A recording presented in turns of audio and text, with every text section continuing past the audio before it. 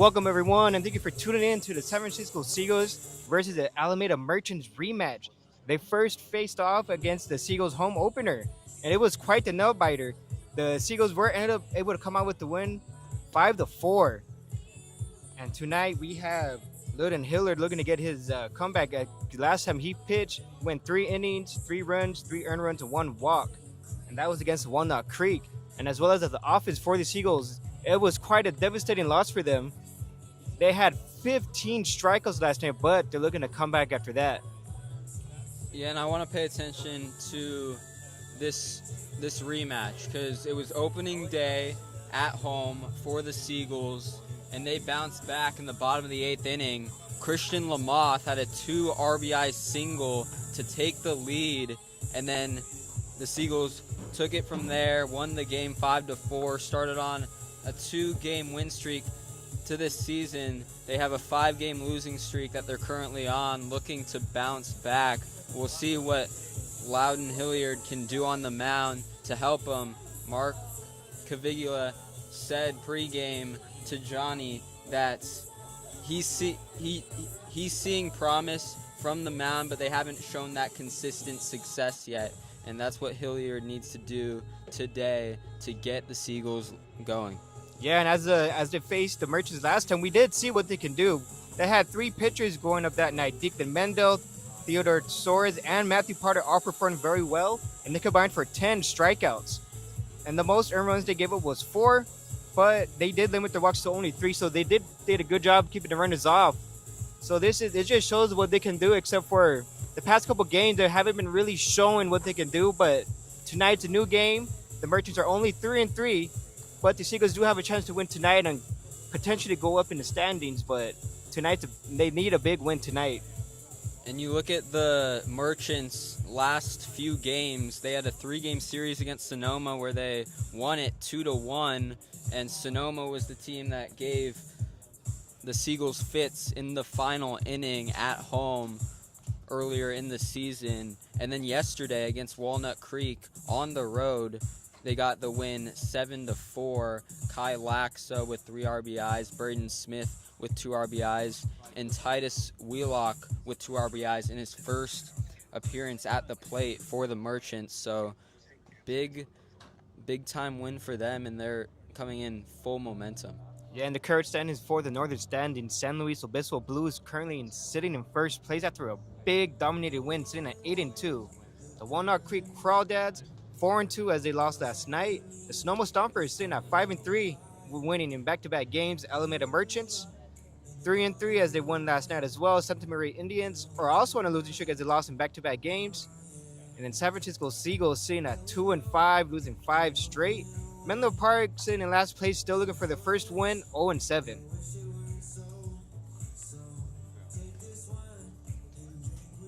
But as we mentioned, their offense has been doing a great job swinging the bat. Their slugging percentage is currently sitting at .314.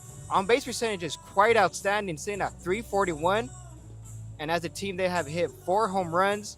Although the batting average is a little low, but they are sitting at 27. Although in 7 games, they did put up 40 runs, so that is something to look forward to tonight. Yeah, and looking at the Seagulls lineup, A.J. Hurtado, Marcus Graham, 2 guys that have seen inconsistent lineup starts for San Francisco, but they get rewarded after nice nights. Marcus Graham with his first hit of the season last night against San Luis Obispo, and then A.J. Hurtado last night, 2 hits and 4 appearances at the plate. Yeah, Armando Hurtado has been having a great season. In 7 games he played, he's currently sitting at .313. And good job by Graham. He was doing a great job behind the plate. There was some pitches in the dirt, but he did a good job staying in front of the ball and not letting it go by him. Although there was only 1 pass ball, but there was no damage done to that. So we're looking forward to this lineup doing their thing as well.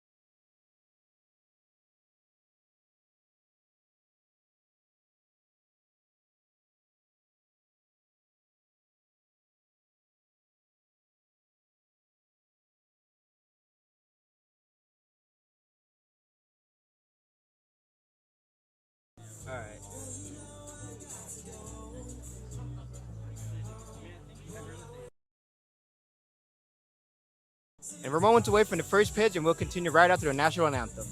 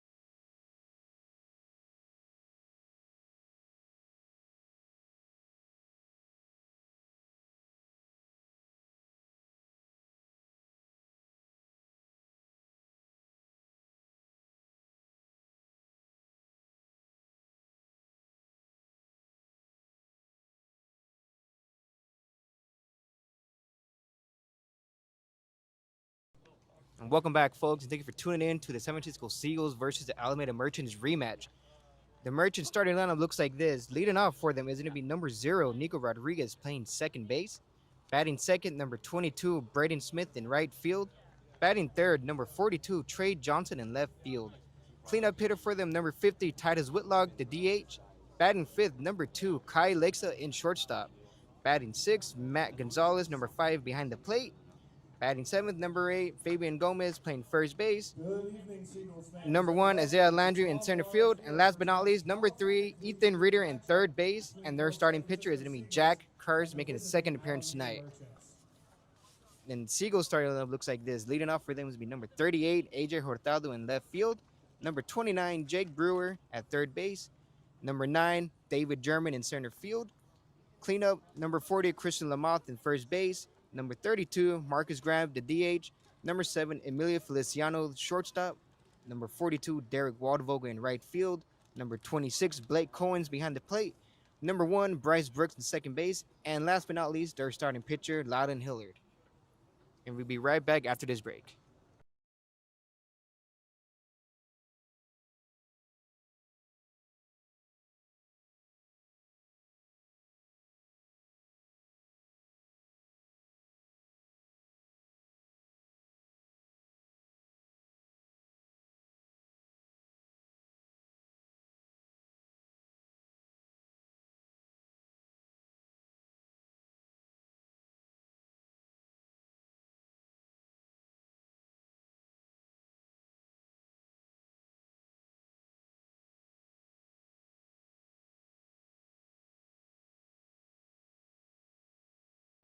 Can you see by the dawn's early light what so proudly we hailed at the twilight's last gleaming, whose broad stripes and bright stars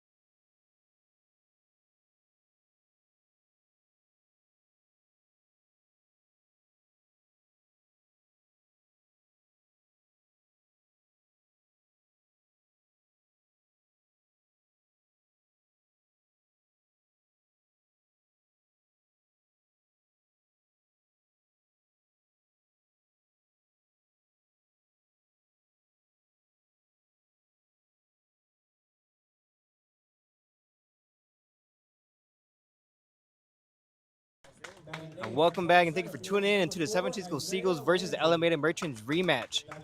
Right now we have Luden Hillard making his second appearance. Last time he faced the Walnut Creek Crawdads, went 3 innings pitched, 3 runs, 3 earned, 1 walk, and 5 strikeouts. The most from the pitching staff that night.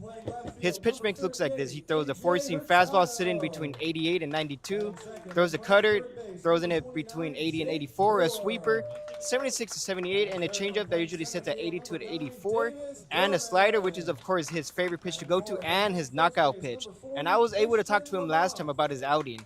He says he's going to keep the same mentality as he did last time, which is pounding the zone and getting ahead early versus the batters. Said he did lose a little bit of gas towards the end of his outing since he did go 3 innings, but he's continuing to look into that same mentality going around this time. I mean, when you're a pitcher who has a 5-pitch arsenal, I mean, that's going to favor you a lot and gives you a lot of variety you can go to on the mound, giving hitters no answers at the plate. So we'll see what he does in his first appearance at home. Yeah, the pitching staff looks like they're trying to bounce back after a devastating loss as well as the losing streak they're currently on. So they have some chip on their shoulder tonight as they're trying to get another win against the Alameda Merchants. But the offense, as we mentioned in the pregame, is more than capable of putting up runs on the board. They have not been shut out all season. So they're continue going with that momentum. But it's just up to the pitching staff. It is a lot harder to win games and have a good offensive team when the pitching staff can't hold their own. But today's a new game, and just as Mark mentioned, they're looking to turn their page, and we haven't seen their full potential yet. So tonight could be the night. Hopefully we'll see what the best can come for them. Like we said pregame, on a 5-game losing streak, looking to build some momentum, and what better to do it against the team you beat for your second win of the season. Yeah, and leading off for them is going to be Nico Rodriguez, who's been having a great season so far. He's batting .444 within 5 games. He's playing out of Wichita State. But as I mentioned, the pitching staff needs to improve if they want to continue to win. And it is still early in the season, but you don't want to pile on those losses early on. They are currently sitting second to last place, right in front of the team that's 0-7. But again, all they need to do is just win 2 games, maybe win tonight and maybe another one right after that, and they're right in the middle of the pack or as well in the standings. So these are some big games ahead of them, even though it's still early on. Yeah, and looking at Rodriguez leading off for the Merchants, he played at Archbishop Mitty High School, and he's just a couple years off of a first-team All-West Catholic Athletic League team, second-team All-Bay Area. So he was a star for Mitty in his high school days, and nice consistent bat for the Merchants. Like you said, 444 average so far this season. Second baseman, number 0, Nico Rodriguez. And here it comes in the box is Nico Rodriguez. He has a hit in each start this season. 3 hits was the most versus the Sonoma Stompers on June 10th, as the Merchants were able to win 7-5. Only has 1 fielding error so far, which was also against the Sonoma Stompers on June 10th. And he goes Hilly with the first pitch. Misses up and away for ball 1.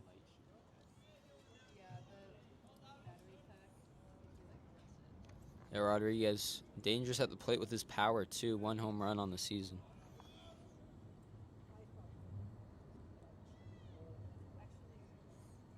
Here comes Loader with the pitch. Misses up again, trying to get that fastball up and away, but he keeps missing.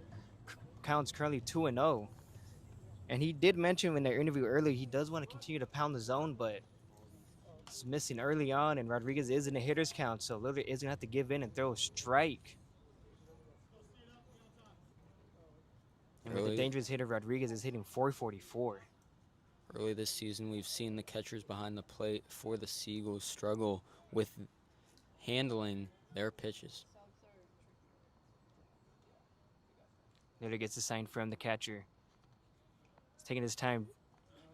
And it smacks it right up the middle, but second baseman Brooks is able to crawl in and get the first out.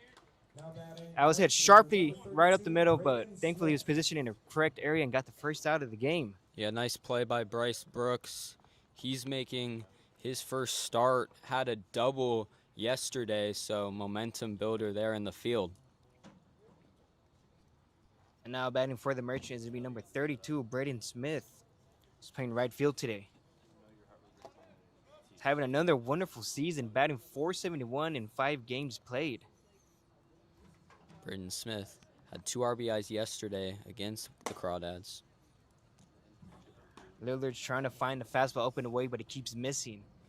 Count's currently 1-0 to Smith. He's playing out of Skyline College. Played 42 games there, had a whopping .424 average, so hitting above 400 is no stranger to him. As he was able to collect 70 hits as well as 38 RBIs there. Big swing and a miss for strike one as he was able to get the fastball for a strike.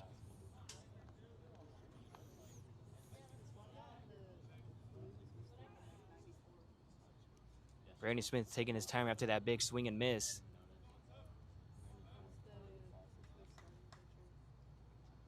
Smith doesn't have any home runs yet with that whopping .471 average. Finally gets that fastball down and away for strike two. Gets ahead of the batter 1-2. Now we'll see if he throws that favorite pitch, his slider, which is also his knockout pitch.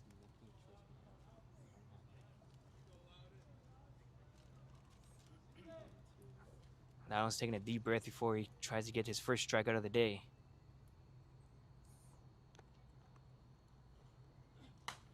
Tried to throw it, but it was up, and luckily he missed. Fouled it off. The count remains 1-2 here in the top of the first inning. It'll be the home opener rematch. Yeah, Hilliard lost that action, lost some location there on that off-speed pitch. It looks like he released it a little bit early and it stayed up. And thankfully, Smith was just able to foul it straight back. He kicks and delivers. Throws a fastball down and away, and he slaps it over to right field. Waldvogel still chasing the ball. It keeps going away. He hits a cut, and he gets a sliding double. That ball will slap. He hit it where it was pitched. Great at bat by Smith to hit it down the line for a double. Yeah, Smith showing off that speed. Nice contact hit from him into right field. 20 doubles last season at Skyline College, so he's capable of running through the bags and getting extra bases. Yeah, that ball was hugging the line the whole way. Waldvogel couldn't do anything but just to get it as soon as he can. Did a great job of relaying it in to second base, and they were just able to hold him to a double. But now batting for the Merchants will be number 42, Trey Johnson, the left fielder, who's also out of Skyline College. So you have teammates in batting back-to-back. And Johnson shows that power in his swing. 2 home runs this season, 6 RBIs. And back at Skyline College, he had 9 home runs over his entire career, now a junior. Trey Johnson currently has 2 homers. They both came from Sonoma Stompers pitching. There goes the runner, and luckily he fouled it right back. Just because they were trying to do a hit and run or just a straight steal, but thankfully he did foul it off. Count's currently 0-2 to Trey Johnson.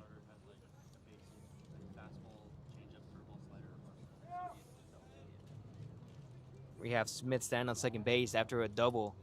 Now Trey Johnson's in the hole, 0-2.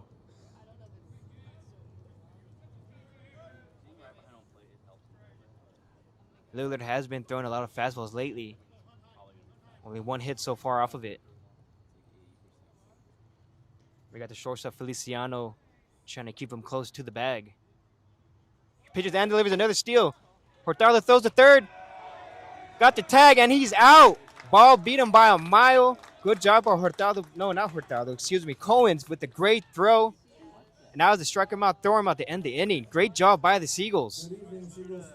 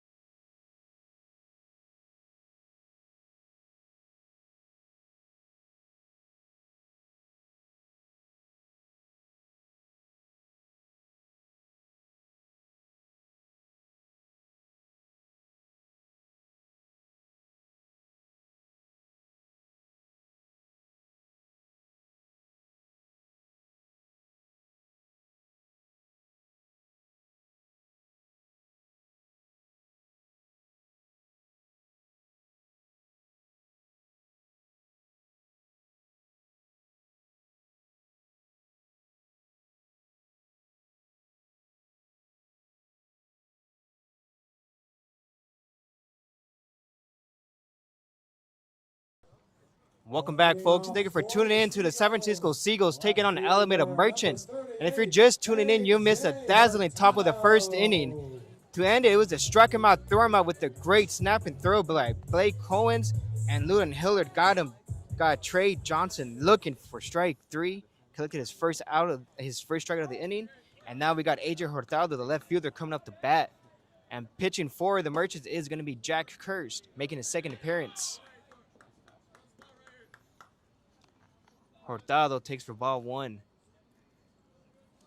Karst is one of several pitchers for the Merchants from San Joaquin Delta College. And Hurtado takes a fastball right to the shoulders to get the leadoff man on. Great start by the Seagulls so far. Everything is going away so far here in the first inning. And now we have Jake Brewer, the third baseman, coming up to bat. Jake Brewer has played 7 games so far. He's currently batting .222, 1 RBI, and 1 run scored, along with 2 stolen bases. Has yet to have a home run, but he is coming out of Cal State Monterey Bay.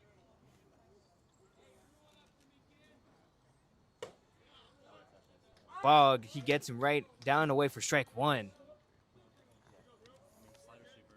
Jack Hirsch is throwing that fastball early on.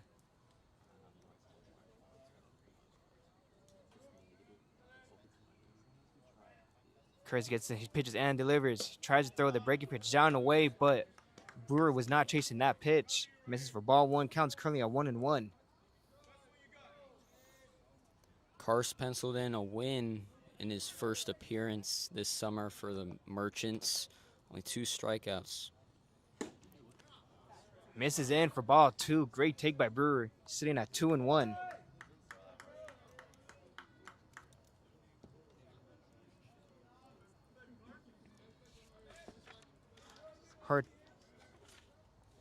Brewer swings it, chops it over to the shortstop. Big hop, throws it, and they get the double plays. A 6-4-3 with the big chop, but he was not able to beat it out. Merchants turned a great double play, and now we have David Gurman, the center fielder, coming up to bat. David Gurman's coming out of Morehead State, standing 6 feet, weighing 200 pounds.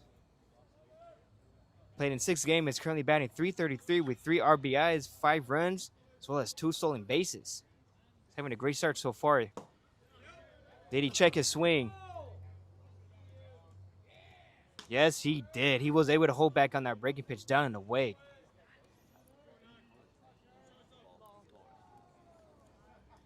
Not a bad pitch by the pitcher. Kurt's been throwing that fastball early on. Gets in front of that one. The center fielder, Landry, comes up, gets it, and they collect the third out of the inning. It's a 1-2-3 for the Merchants. I'll be right back after this break.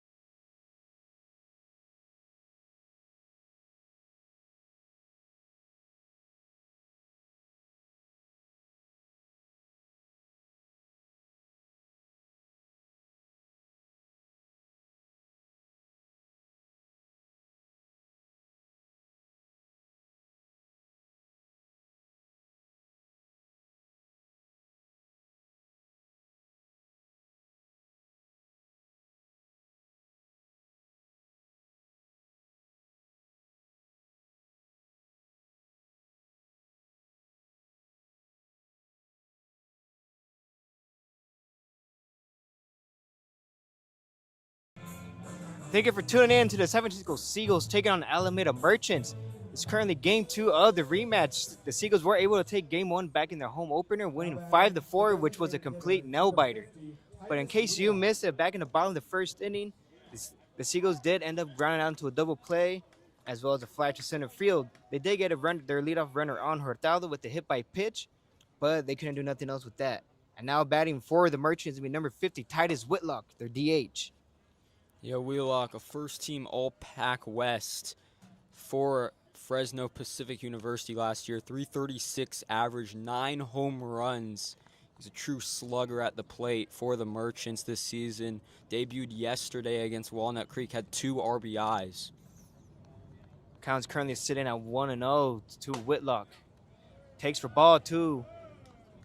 Hiller tried to get that breaking pitch in for a strike, but currently sitting at 2-0. Whitlock has only made 1 appearance. He's currently batting .333 with 2 RBIs. First hit came against the Walnut Creek Crawdads on June 12th with 1 hit, 2 RBIs, as well as 1 strikeout. It's coming out of Fresno Pacific. Great take. Trying to get it down the way, but it ended up being for ball 3. It'll be Hilliard's first 3-0 count in his inning. Game still tied here in the top of the second inning. Hillard has not given up a walk yet. He kicks and delivers. Miz with the fastball up and in for ball 4. Even in his limited action yesterday, Wheelock, he did have 1 walk, and he collects a walk in his first at-bat today. And now we have Kai Lakesa coming up to bat. Played in 4 games so far. He's batting .353 with 1 home run, 5 RBIs, and 1 run with 1 stolen base. First home run came against the Seagulls home opener and has a hit in each start as well. Takes for strike 1.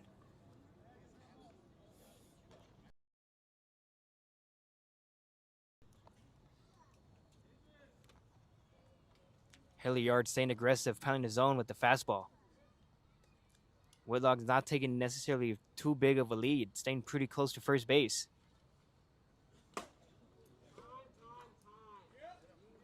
Ball did nick him in the hands, so that'd be runners on first and second with no outs here in the top of the second inning. Hilliard getting himself in some trouble early on. Yeah, now with Gonzalez at the plate, 2 doubles this season for the Merchants, so can get contact with runners on first and second. Whitlock reached by 4 straight balls, and Lakesa reached by a hit by pitch. And there goes the sack bunt. Hilliard fields it, bare hand. Caden Corrales recovers and couldn't make the throw. It bounces right in front of the first baseman and couldn't get in front of it. That score is Whitlock, and a great throw by the right fielder Waldvogel to recover it and throw it in. With that throw, that moves Kyle Lexi to second base. What was supposed to be a sack bunt, Matt Gonzalez, the catcher, is able to go to second base after that throwing error.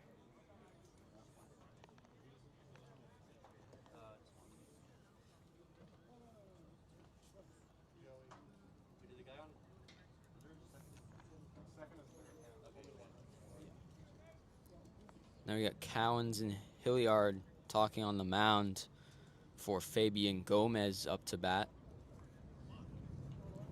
Wheelock started out with the walk, ended up coming around to score after that throwing error. Kai Alexa standing on third base, as well as Matt Gonzalez reaching on a throwing error. Still with no outs here in the top of the second inning. Now we have Fabian Gomez, the first baseman. Played in 5 games, but he's only hit in 133. He's coming out of San Joaquin Delta College. Had a .216 batting average while he was there. Throws a breaking pitch for a strike. Nice action on that breaking ball from Hilliard. Score is currently 1-0 with the Merchants scoring early after that error. Seen quite a those yesterday against the San Luis Obispo Blues. The Seagulls did put up 4 errors last night. Big swing and a miss. He was out in front of that one for strike 2. Great breaking pitch. Gomez so far this season He's tended to chase on pitches, 8 strikeouts so far and 15 at-bats. Yeah, in his time at Delta College, he did rack up 19 strikeouts and 74 at bats. He'll need a big strikeout here if he wants to get out of the inning to limit the damage. She's looking at third base, Kai Lexa, to make sure he's not too far off the bag. Misses outside the plate for ball one. The count's currently 1-2 with no outs here in the top of the second inning.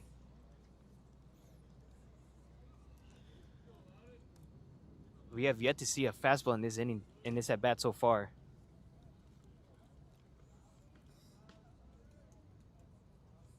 Kyle Lexa standing on third base, while we have Matt Gonzalez standing on second. Big swing and a miss for strike 3. That'd be his second strikeout of the outing. Now batting, the center fielder, number 4, Isaiah Landry. And now we got Isaiah Landry, the center fielder, coming up to bat. This will be Landry's second game played so far. He's batting .250, has 1 run. Coming out of Alabama State. He had a double yesterday against the Crawdads. Hilliard trying to get that fastball up, but he missed for ball 1.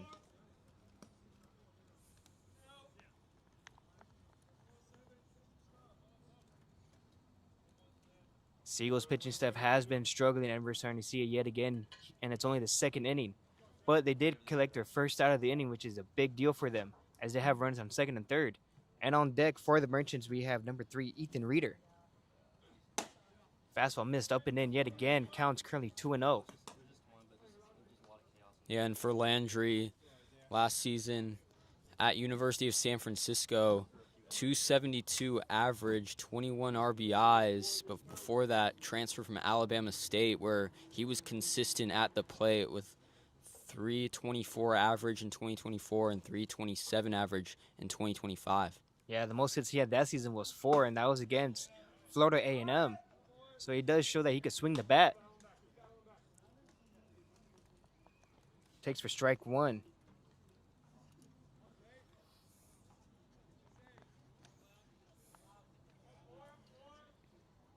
Hilliard's already in trouble here in the top of the second inning. They'd have a great outing last time against the Walnut Creek Crawdads. Swing and a miss. He was expecting a fastball, but that breaking pitch got him. Strike 2, counts even up at 2-2. Great pitch to get back in the count. Much needed strike from Hilliard, getting it even on the count against Landry. Yeah, Hilliard is already collecting 7 strikeouts this season. Looking to collect number 8. He kicks and delivers. Try to throw that breaking pitch yet again, but it ends up in the other's batter's box by good luck, but good job by Blake Coins by gloving it. Counts full here at 3-2. This will be his first full count in his game.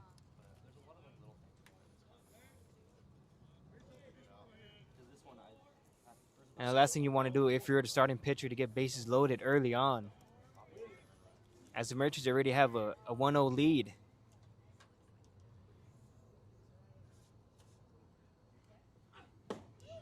Misses down and in for ball 4. The bases are loaded for the Merchants, and now batting is going to be Ethan Reeder. Nice at bat from Landry. Swung on a breaking ball outside and away the first go around, but the next pitch, same location, and waited on that, and now he's at first. And it looks like there's going to be an early mound visit just to calm him down a bit.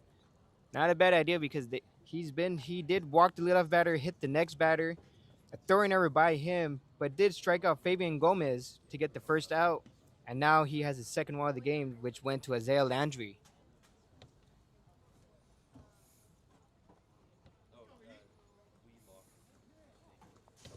Ethan Reeder has played in 4 games so far. He's batting .250, 2 runs, and 1 stolen base. Has not collected an RBI yet.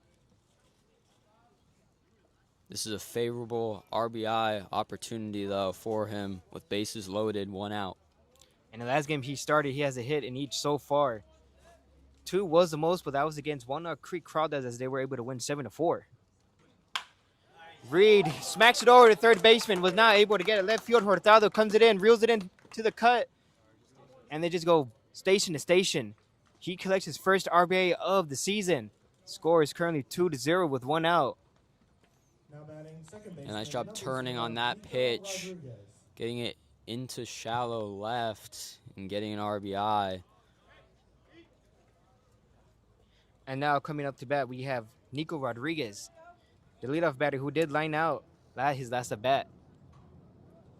Double play would be big here to get out of it, to limit the damage at least. Hilliard is in some trouble so far. Fouled it straight back. Looks like he just missed that pitch. Staying aggressive as Hilliard has been throwing that fastball pretty often early in the count. And now at the top of the order, this is what the Merchants want with bases loaded.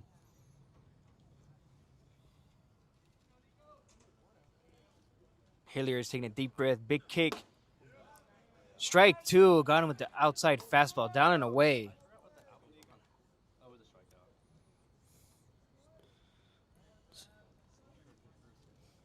Bases juice still with one out. Hilliard's ahead of the count, 0-2. He's taking his time, big, deep breath to try to get that strikeout here. It's be a big one here. He kicks and delivers. Missed in with the breaking pitch. Counts 1-2. His breaking ball hasn't connected the zone early in this outing for Hilliard. He's going to throw a handful of breaking pitches for strikes, but he's been missing outside, inside, and down. Has not been able to command that breaking pitch, which is his favorite pitch, is a slider as a knockout pitch, but hasn't been really showing it so far. Looks like it just missed the plate. Great pitch nonetheless. Count's currently sitting at 2-2. But it was a great take by Nico Rodriguez as well.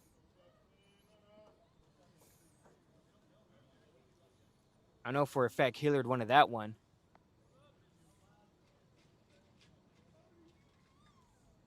Takes a deep breath, kicks and delivers. Fouls it right back. That'd be your fifth pitch in his at bat. Nico Rodriguez not going out without a fight.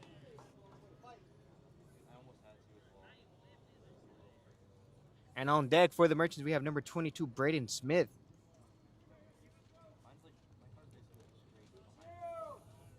A lot of action going on for the Merchants offense early on. Hilliard is looking to redeem himself from last time he came to pitch. Got him with that breaking pitch down and in, and he got Rodriguez to collect his third strikeout of the game and second this inning. Big strikeout, big pitch. That's the type of action Hilliard has been looking for early with his breaking ball. Finally finds success. Yeah, Hilliard loves that breaking pitch as his knockout pitch. And now coming up to the plate is Braden Smith, who was able to get a double but was caught stealing to end the inning back in the first.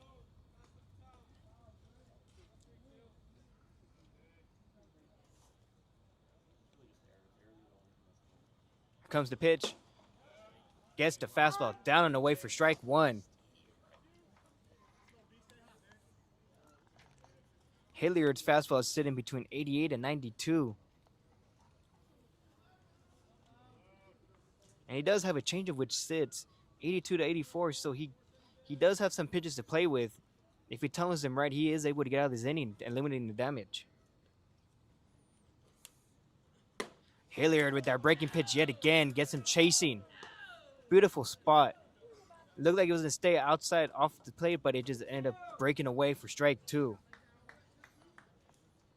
He is ahead of the count 0-2 with 2 outs. Merchants up by 2 and here in the second inning. Defense is playing back.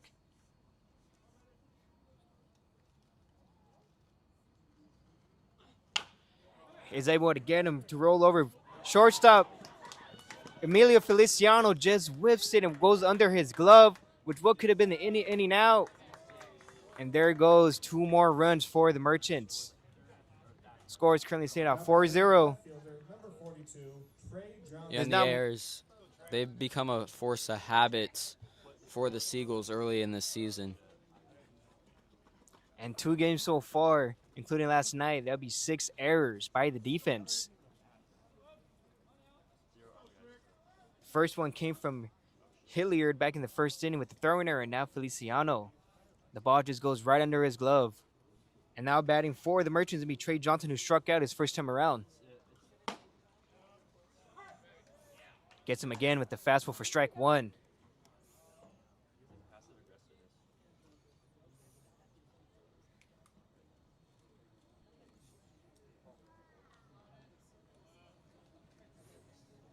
We have Braden Smith sitting back at first base, not taking too big of a lead. Merchants are able to get up early in the game, and he ropes it right over to right field. Waldvogel misses it, and it goes right past him, and keeps chasing. It goes right to the fence. There goes Trey Johnson rounding second. Ball still not in, and he's able to slide to third base. The Merchants have everything going their way right now early on. Hilliard can't catch a break. Now batting, the designated hitter, number 50. And that clears the bases for Trey Johnson. And now we have Titus Wheelock, who started off the inning with the walk, and he was able to score.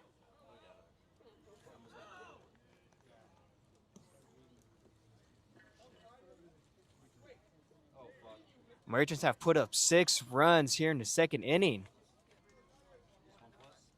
And it looks like there's no movement still in the Seagulls bullpen, so they're just going to ride it out with Hilliard. Wheelock swings. He's out early in front of that one for strike 1.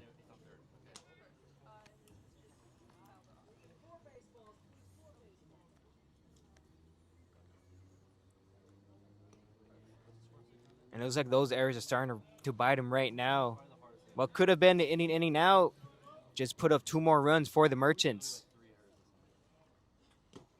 Tried to get him to chase with that breaking pitch yet again, but he was not fooled this time. Counts even up at 1-1.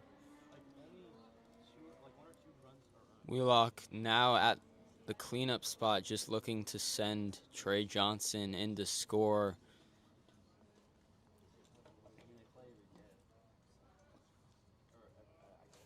Hilliard's getting the sign from the catcher. He's taking his time. Been pitching for quite a while now. You would think he's starting to get gassed just a little bit. He kicks and delivers. Gets him out in front of that one. He killed it. He cued it right to the Seagulls, dugout. But now the count's currently sitting at 1-2.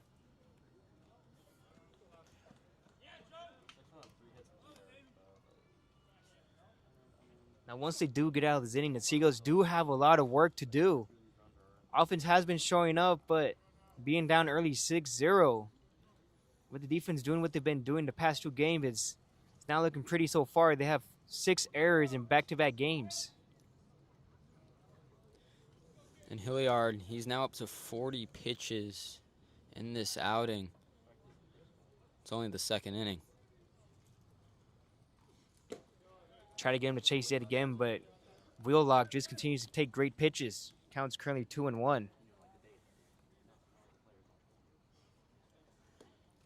And on deck for the Merchants, we have Kai Lexa, who was able to reach by a hit by pitch.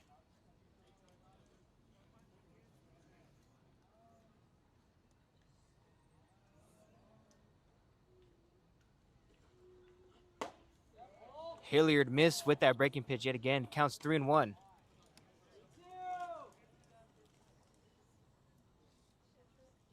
Excuse me, 3-2.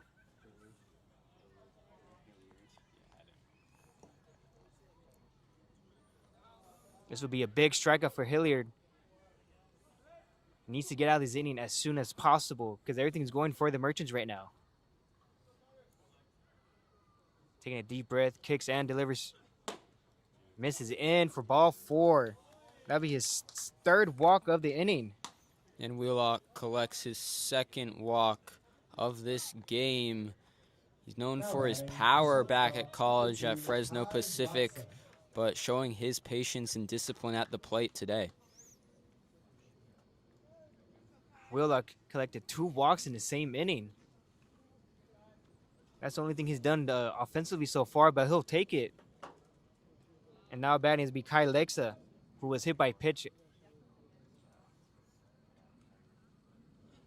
Kai Alexis smacks it right over between the center right gap. Waldvogel gets it, throws it in, and he's able to hold Lexa to a single, but Wheelock is able to go to third on that hit.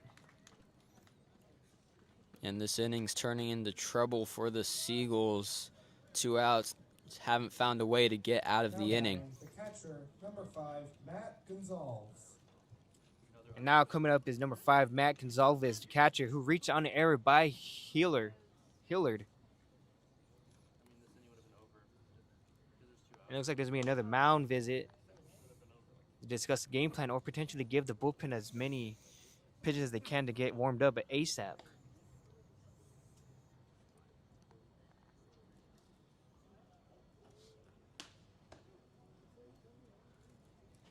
Gonzalez is coming out of Fresno State and ended up transferring over to G-Sub University.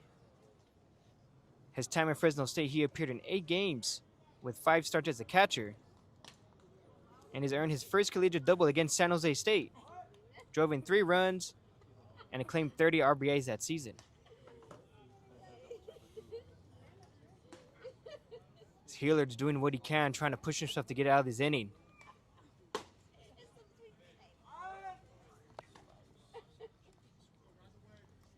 Hilliard gets ahead early with strike 1 for the first pitch.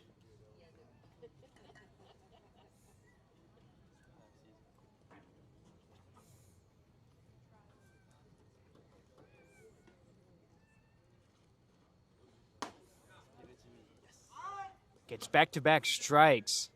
Hilliard needs a big pitch here. A big strikeout would help.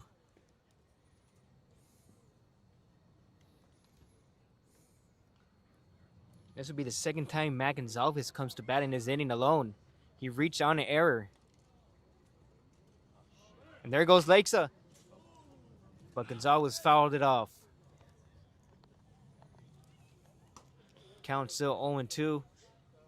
Lexa tried to steal second base on that pitch.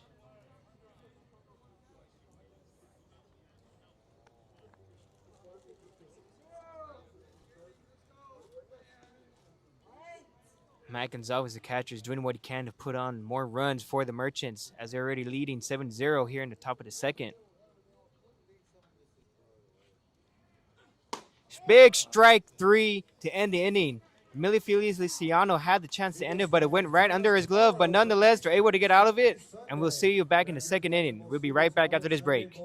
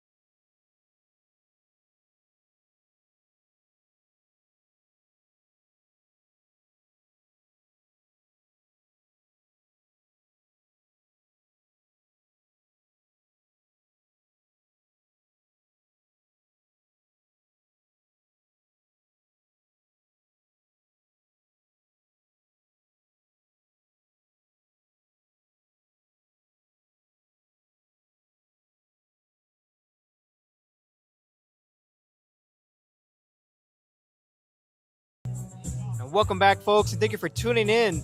San Francisco Seagulls taking on the Alameda Merchants. This will be a home opener rematch.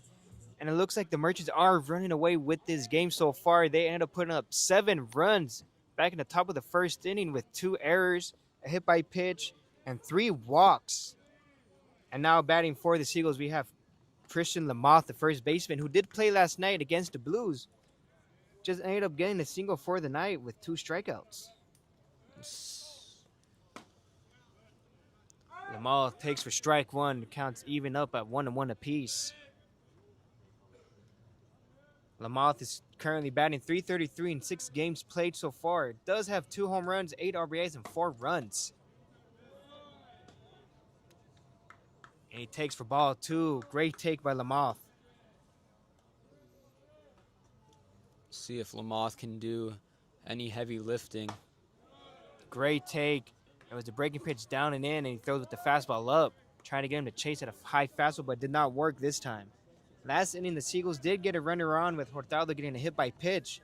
They get the leadoff runner on, but Jake Brewer ended up turning into a double play, and there goes Lamoth popping it straight up. The shortstop, Lakesa, calls it and catches it for the first out of the inning. Now batting.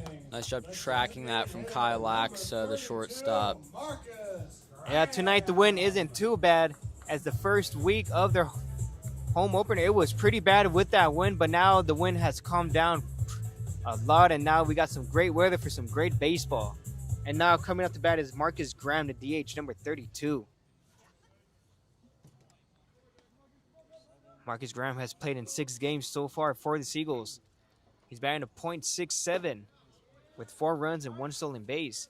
Takes for strike one. Hit his first hit of the season yesterday against the Blues. See if he can gather any momentum. And Graham takes another pitch for a strike. He's down in the hole early, 0-2. He is coming out of Arizona Western Junior College. And as well as Missouri Baptist did win a conference there, the conference championship last season in 26. Takes for ball 1, counts 1-2. Now the Seagulls do have a big hole to climb out of. So they'll take any walks, any hit they can get. As they showed it yesterday, last night against the Blues, who have been on a hot winning streak. Once they do get a runner on, they are able to move them from bases, but they just weren't able to get the job done. And it smacks it right to the shortstop. Lakesa gets it on the hop.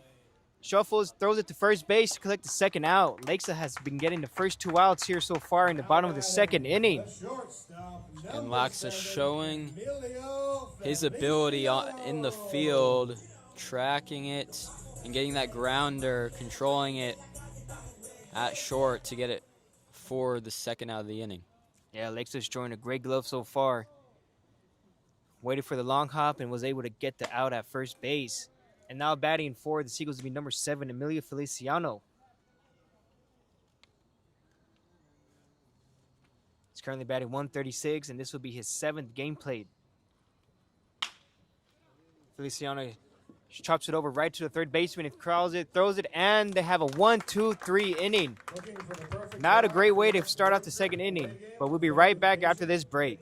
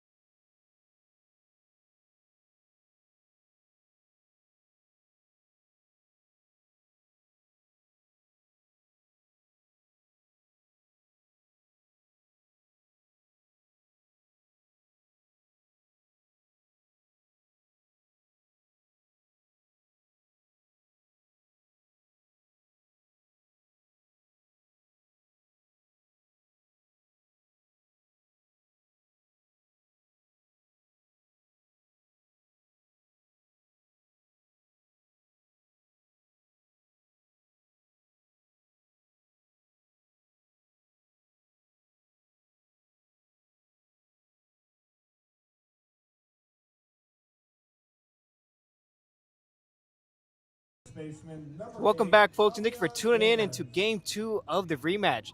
Alameda Merchants taking on the San Francisco Seagulls. Back in the second inning, the Merchants were able to put up a whopping 7 runs, taking advantage of the 2 errors as well as the 3 walks and the hit by pitch given up by the starting pitcher, Luden Hilliard. And now coming into relief for him is going to be it's Connor Wood.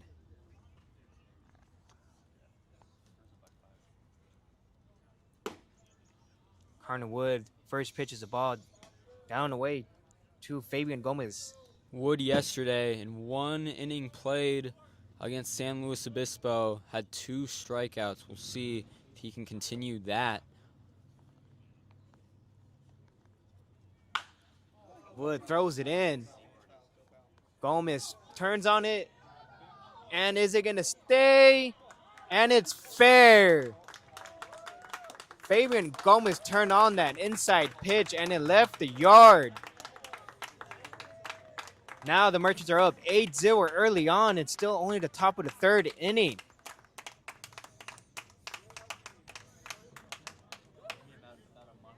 And now coming up for the Merchants is number 1, Isaiah Landry, who was able to work a full count and reach on base by balls back in the 2nd inning. That would be Wood's 2nd home run given up. The first one came against Menlo Park Legends on June 3rd. But the Seagulls were able to win 12-10. Landry gets jammed there, but right fielder Waldvogel is not able to catch it as it bounces right in front of him. That would be a single for Landry. First one of the game. Not an ideal swing from Landry, but gets the contact, enough of it to get on base. Yeah, he got jammed on that pitch, but he hit it soft enough where he was able to drop right in front of Waldvogel. And now coming up to bat is going to be number 3, Ethan Reeder. He's batting .250 in 4 games played. And there it goes. It's a hit and run. Wood looks to second, but decides to throw back to first base. Not a bad choice at all. Did not want to risk it, but gets it for sure out at first base. Landry was taken off right before the pitch. Got a great jump. Now batting, the second baseman, number 0, Nico Rodriguez. Great job by Wood, but now going to second base there. That would have been too close of a call. But now we got Nico Rodriguez, who lined out and has a strikeout.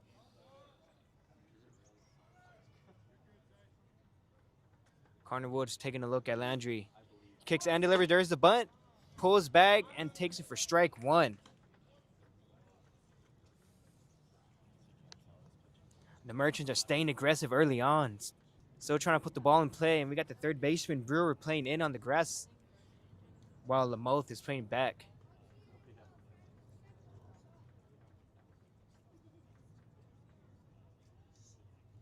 Emilio Feliciano trying to stay in on the runner at second base.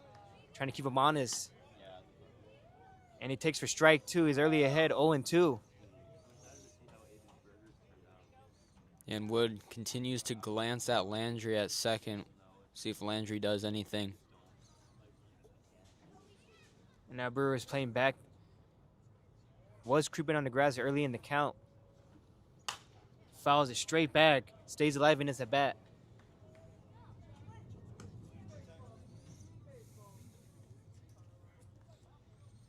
And as we mentioned earlier, Nico Gonzalez has been having a great offensive season so far. He's batting .444 with the home run himself, with 3 RBIs and 6 runs in 5 games played.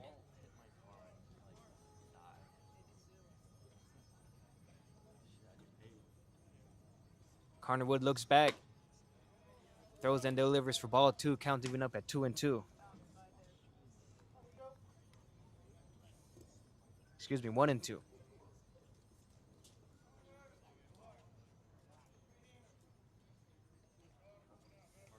Nico Rodriguez still looking for his first hit of the game. Currently has hit so far in the games he's played in. He's played in 5 so far. Rodriguez slaps it down the left field line. Foul. Out of the reach of Hurtado.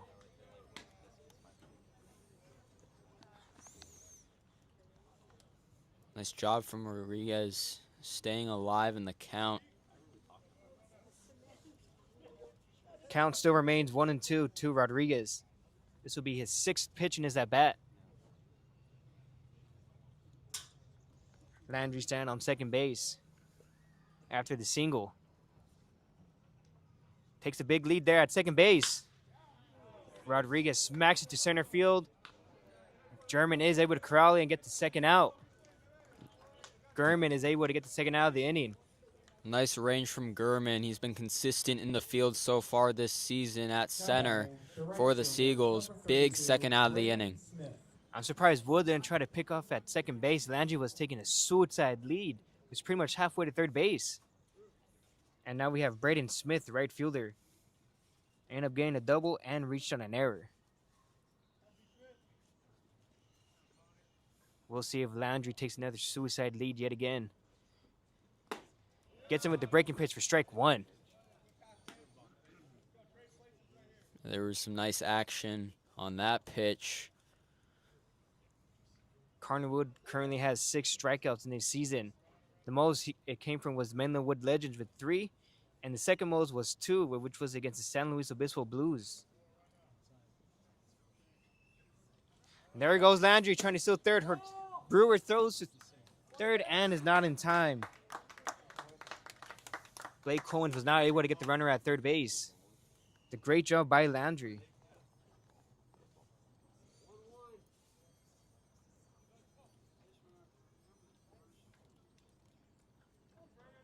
Collins is 1 for 2 tonight and trying to catch the runner stealing.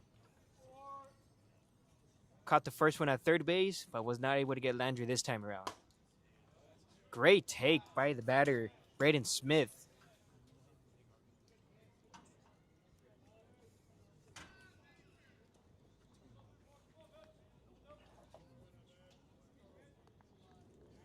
All Connor Wood could do at this point is limit the damage as they're down 8-0 here in the top of the third inning.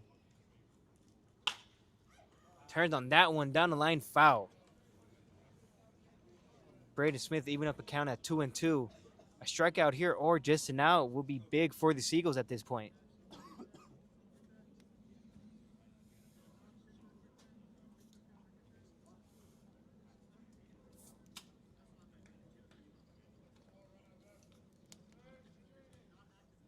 Connor Wood is getting the sign, taking a deep breath, kicks and delivers.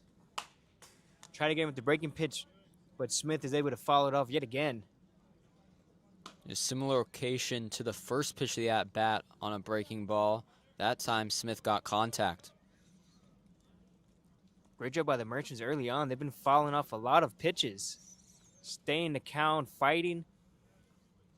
And it's starting to show for them. Everything's been going their way so far today.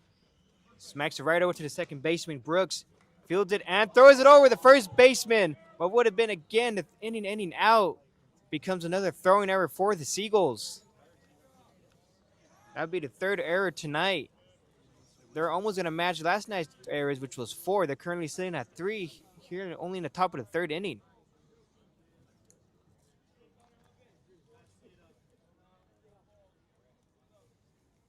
And that brings in Landry, so the current score is 9-0. Now batting for the Merchants, we have number 42, Trey Johnson in left field. Trey Johnson smacks it back for strike one. Batting left fielder, number 42, Trey Johnson. Yeah, and Wood's job right now on the mound is just to stop the bleeding in this third inning. Unnecessary errors from the Seagulls so far. Yeah, these are easy plays to make. They're pretty much routine. Hilliard with the throwing error. Feliciano with the ball going right under his glove. And Brooks just sails it over the first baseman, Lamouth.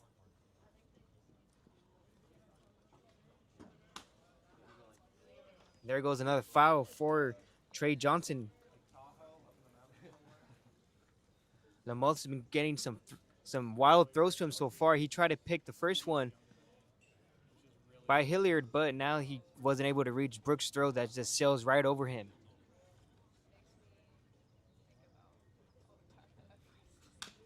There goes the 0-2 pitch, fouled yet again.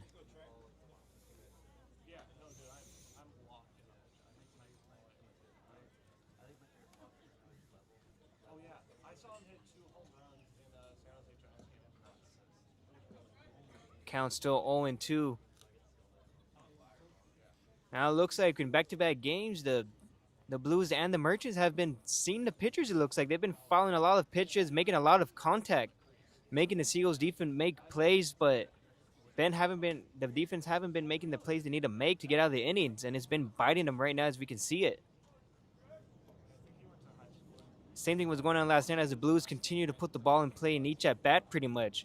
And right now we're seeing it yet again with the Merchants. It smacks it right down the first baseline and stays just fair as it hit the chalk. Waldvogel throws his hands up.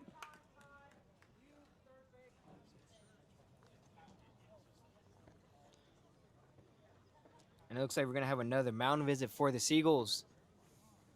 Trying to calm down Carter Wood a bit or maybe talk about a game plan. Because he's been pitching for a while now. Give him a breather maybe.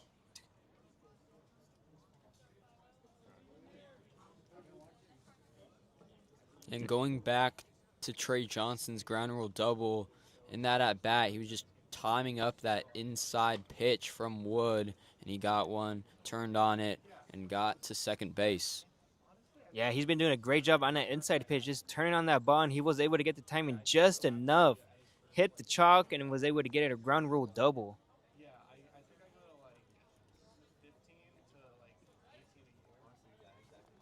Now Titus Rula coming up to the box. Carter Wood doing what he can to get out of this inning. Merchants were able to put up 2 runs in the top of the third. Misses down and away for strike 1. Wheelock has been showing great patience so far.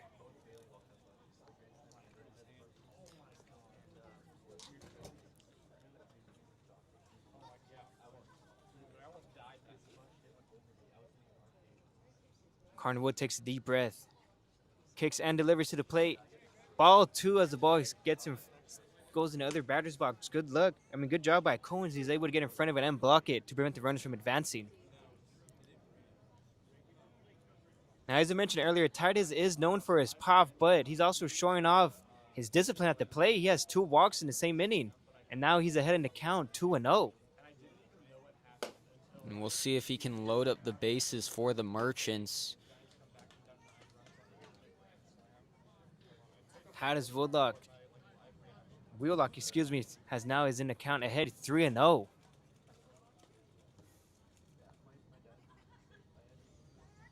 And on deck for the Merchants, we have Kai Lexa. Wheelock shoots it over to third base. Brewer fields it, throws it, and they finally get the final out of the inning. Nonetheless, the Merchants have put up 2 runs here in the top of the third inning, and we'll be right back after this break. Mark your calendars for Saturday, the 4th of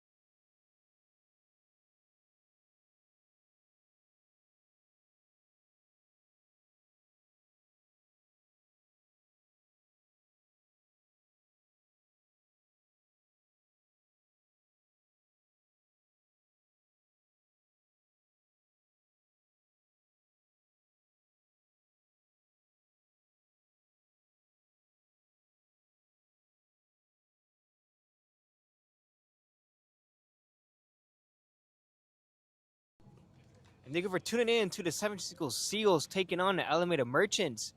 The Merchants have been having everything go their way, making the Seagulls defense work, having them make 3 errors, and they have been taking advantage of it ever since. They put up another 2 runs back in the third inning, making it 9-0.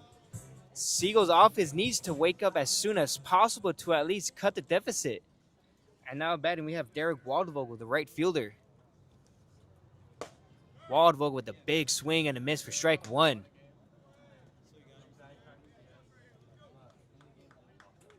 Waldvogel has played in 6 games so far. He's batting .267.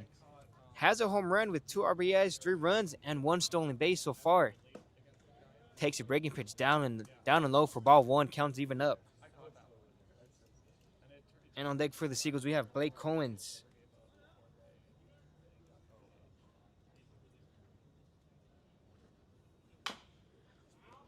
Fouls it right off.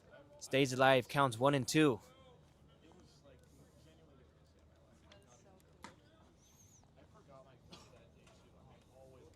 Now, Waldvogel did not play against the Blues last night. He was playing off the bench, but now he gets another start for the Seagulls. Jack Karst has been having a great outing so far. And there goes strike 3 to Waldvogel. That'd be his first one of the night. Now batting, the catcher, number 26. So far tonight, Jack Karst has been going 1, 2, 3 in back-to-back innings. The only time the Seagulls were able to get a runner on was back in the first inning. AJ Hurtado was able to get a hit by pitch, but ever since then, they've been getting retired 1, 2, 3. And now coming up to bat is Blake Coens, the catcher. Takes for ball 1.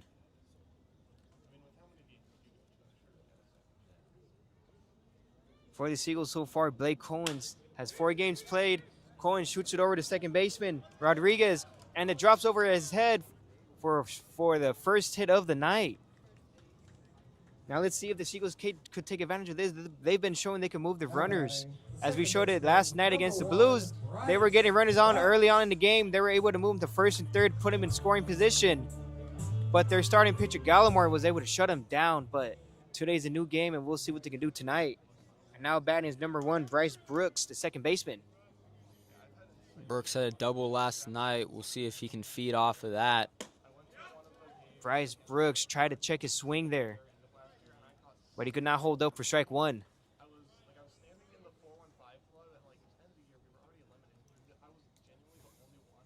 Bryce Brooks is currently batting .333 in 5 games played. Has no RBIs yet. Takes a breaking pitch away for ball 1.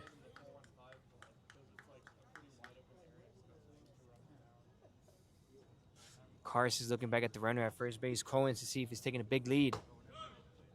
Gets the fastball down and away for strike 2. Great placement. Karst is always taking a look back at first base just to make sure. Missed with the fastball up and away for ball 3. This will be his first full count of the game, and it's only the 3rd inning. Karst has been doing a great job pounding the zone and getting a weak contact from the Seagulls.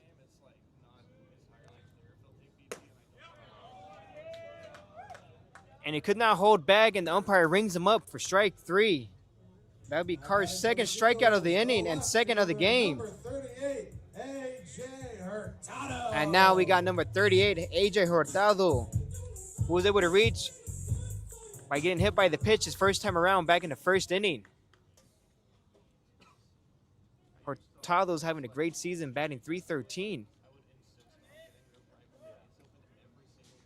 But only has 1 RBI so far. First one came against the Sonoma Stompers. Takes for ball 1. Hurtado has a tendency to get hit by pitches after the first one. He's now up to 4 this season. Hurtado swings, fouls it straight back to even up the count on 1-1. Still with 2 outs. Seagulls need to put up at least 1 run here. It is still early in the 3rd inning, but still anything helps at this point. But just as you mentioned, Hurtado's been getting hit by the pitch with this his 4th time. But I believe any batter will take that as just as good as a hit. Hurtado hits it right over to a shortstop. Blakesa fields it and gets the easy way out at second base to collect the 3rd out of the inning. And we'll be right back after this break.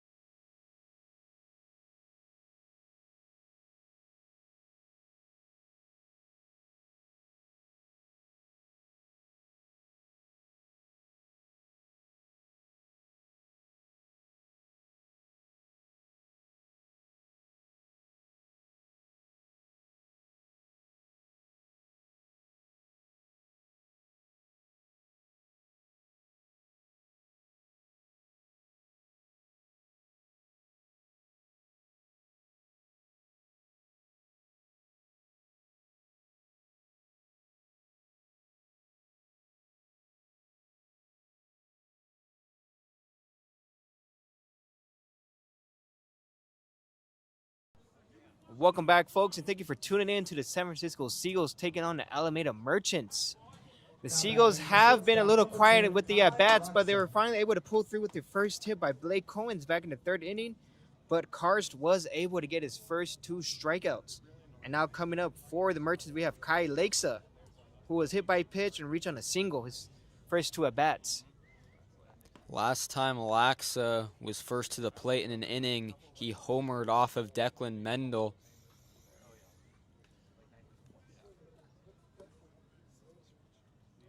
And it looks like there's something going on in the outfield.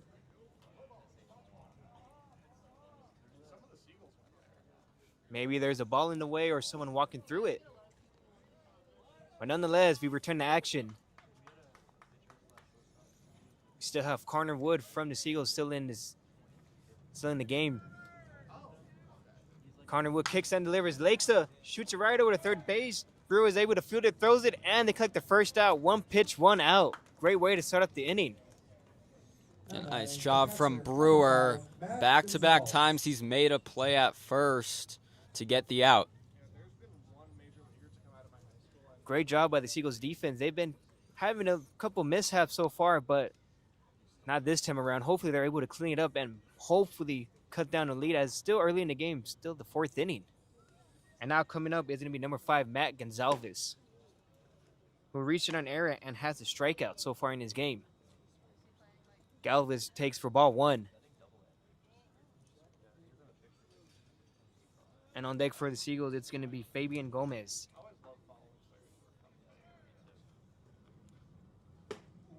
Swing and a miss by Gonzalez for strike 2. Excuse me, for strike 1, the count's even up at 1-1. Matt Galvin is batting .267 in his 5 games played with 1 RBI and 2 runs. Carterwood kicks and delivers to Gonzalez. Misses with the breaking pitch down and away for ball 2.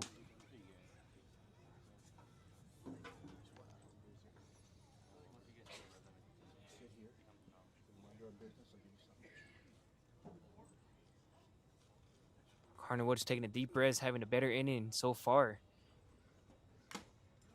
Fouls it right back into the catcher's glove for strike 2. He missed with that fastball. Couldn't connect.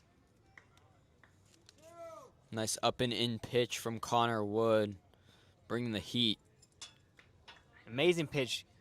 The previous pitch was a breaking ball down and away, and he came right back up with the fastball. Misses up with that fastball yet again. Counts full at 3-2. Now the pitching staff, all they have to do is limit the base runners they get on base because the Merchants been able to bring them in every time. Be a big strikeout or at least a big out if they can get it. It looks like Gonzalez fouled it off right his foot. Looked like it hurt. It's taking a couple seconds to shake it off a bit.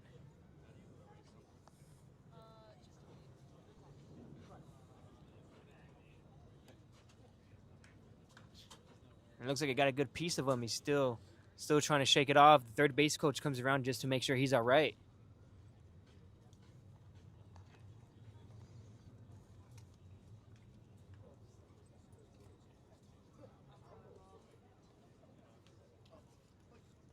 Just giving him a quick breather. And now we get back to action. He is able to shake it off and continue this at bat. This will be his 7th pitch.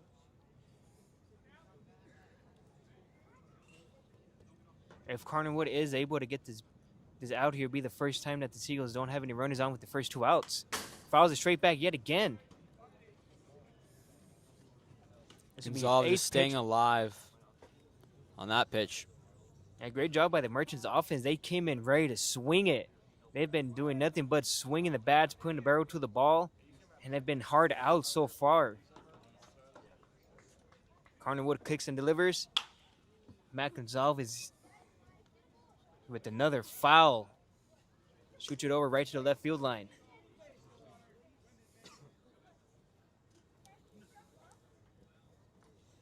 And last time this happened, Fabian Gomez was able to hit a home run as he was a turn on it. Matt Gonzalez fouls it off yet again. Yeah, even if it's fouled contact for the Merchants, just reading these pitches from both Hilliard earlier and now Wood. Yeah, Merchant's been seeing the ball very well.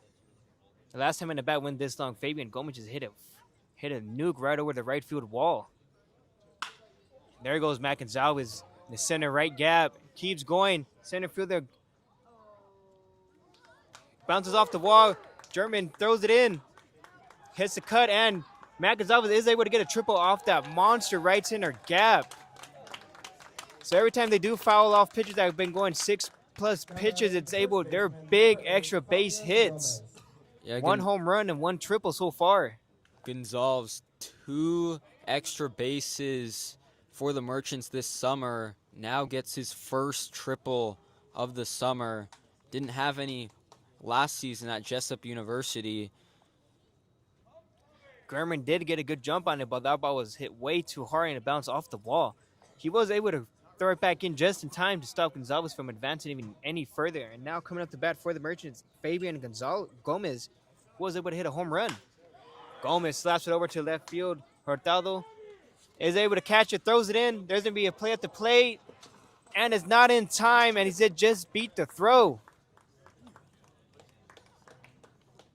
Nice attempt in the field from Hurtado. That'll be a sac fly for Gomez. Number 4, Isaiah Landry.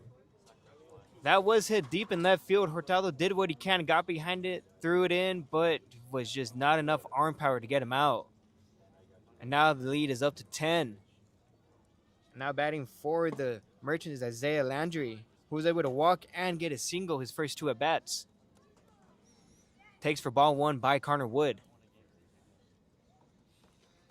You saw on base when he got on, he was active, getting some steals. Isaiah Landry smokes it over the shortstop for another single. It's currently 2 for 2 for the day. A nice turn on from Landry, just showing off that contact as a hitter, showing why he's one of the most consistent hitters Alabama State had when he was a freshman and a sophomore back in 2024 and 2025. And now coming up to the plate is going to be Ethan Reeder, the third baseman, who has a single and was able to ground out to the pitcher his first 2 at-bats.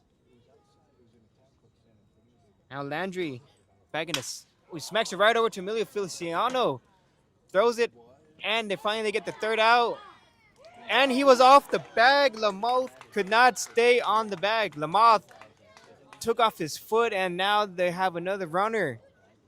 Runners on first and second. Seagulls continue to not get the final out of the innings. Looks like that throw from Feliciano was a little wide, but Lamoth's foot could not stay on the bag, and now they have the leadoff batter coming up again, Nico Rodriguez. Yeah, Feliciano earlier in the second inning had a grounder that he couldn't get. Inaccurate on the throw there. The defense continues to have some mishaps. Lamoth did what he could to stretch out all he can and was not able to keep his foot on the bag. And now we got Rodriguez coming up. Takes low for ball 1.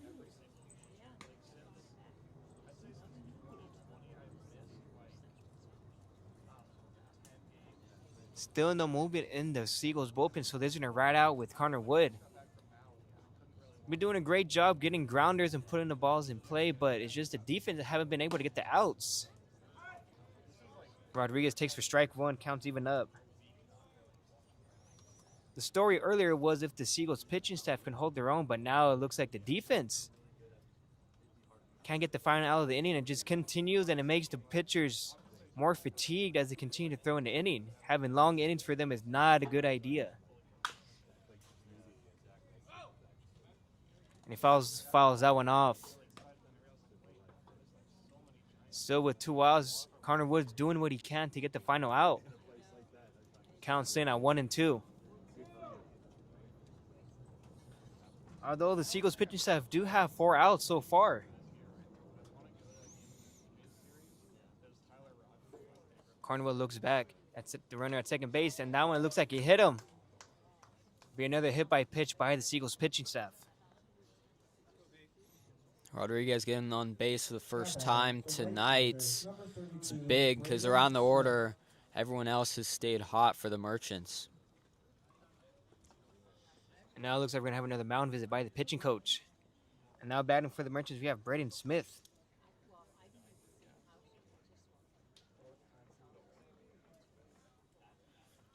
Braden Smith in his game so far has reached on a double. Was caught stealing the end in the first inning, reaching an error by the shortstop and the second baseman.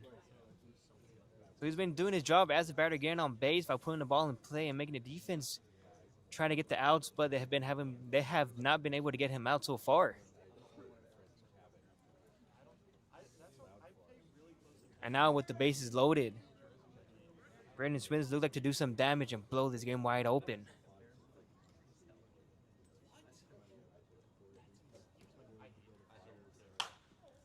Braden Smith turns on that one, and it's out of play, strike one.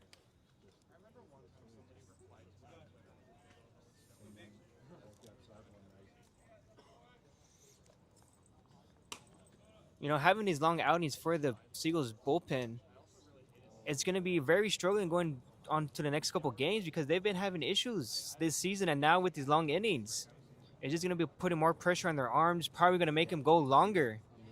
And now with the defense, they have not been able to make good plays. They continue to make errors in each inning, especially with 2 outs. That's been the story so far. The bullpen is doing their job by getting ground balls, but it's just that defense missing balls and throwing over the first baseman. Lamal is doing what he can.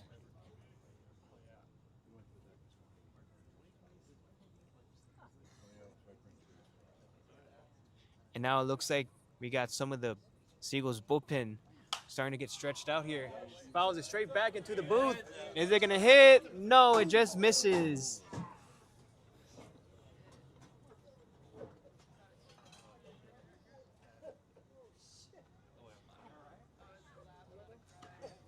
And the count still holds 1-2 with 2 outs. What happened to you? You were going to help me. You failed me. You're fired. And it looks like the foul ball went right behind the booth. Count on you. I didn't even look.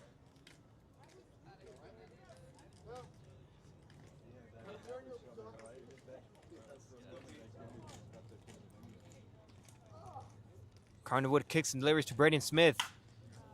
Braden Smith smacks it to center field. Gurman catches it, and they finally get the third out of the inning. But nonetheless, the Merchants still continue to pile on runs, and we'll be right back after this inning, after this break.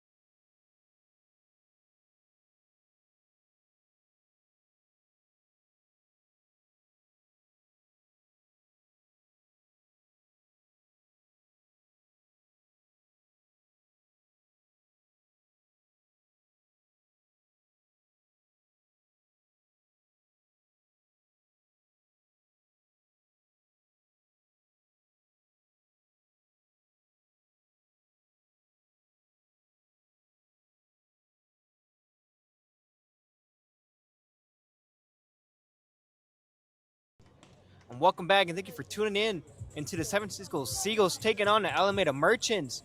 In the last inning, it just continues to downfall for the Seagulls. The pitching been getting ground balls, doing what they can to get out of the inning, but the defense just continues to make throwing errors. But nonetheless, they're still down 10-0. Now coming up for the Seagulls, number 29, Jake Brewer. He hit into a double play his first time around back in the first inning. Brewer takes a pitch down and away for strike one.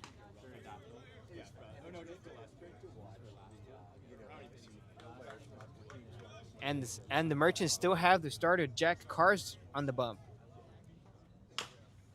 Brewer chops it over to the third baseman. Reeder catches it and throws him out at first base to collect the first out of the inning. Great read by the third baseman Reeder to take the throw on the run and get him out. Yeah, and that first out just shows the difference between the two infields to start out this game. Rodriguez able to make that play at first, and it's been throughout the lineup and throughout the field for the Merchants. And now for the Seagulls, we have number 9, David Gurman, the center fielder who flied out to center field his first time around. Davis Gurman takes for strike one.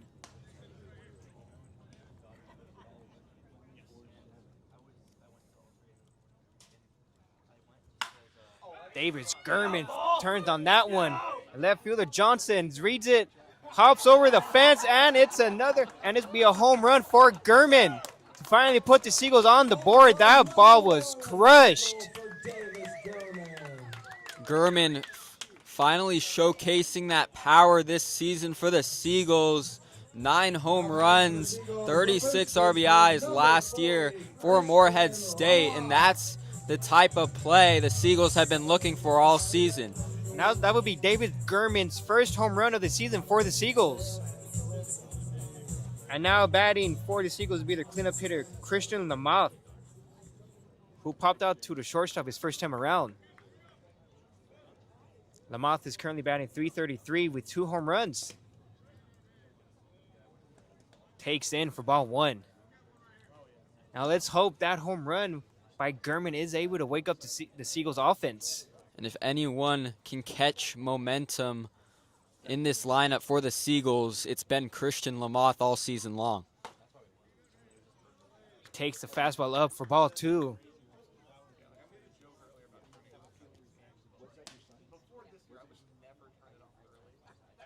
Carson has been doing a good job of shutting down the offense in his first three innings. But now with the Seagulls getting up on the board, let's hope if that big swing of the bat by Gurman could wake up anything. And right now, Lamoth is currently ahead 3-0.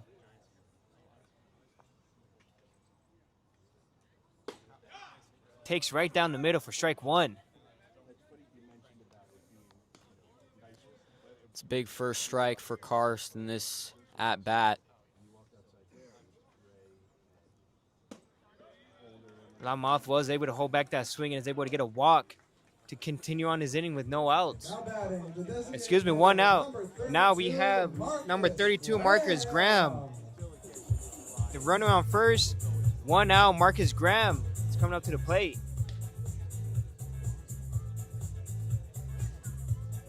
Marcus Graham is batting .67 with 6 games played. Right now would be the time to bump up that batting average as the Seagulls desperately need some offense going.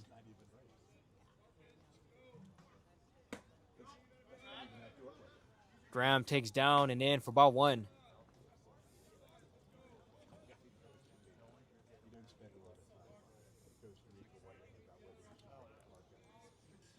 Offense has been remaining patient so far in his inning.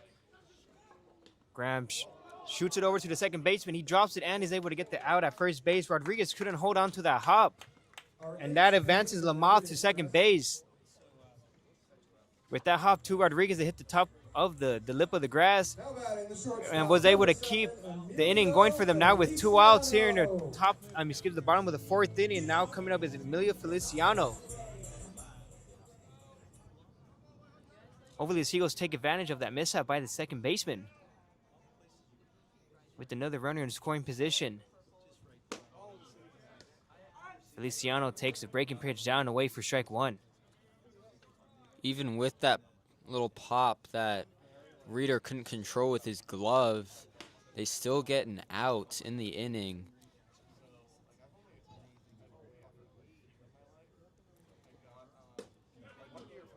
Same pitch, same result. Feliciano is down in the hole 0-2.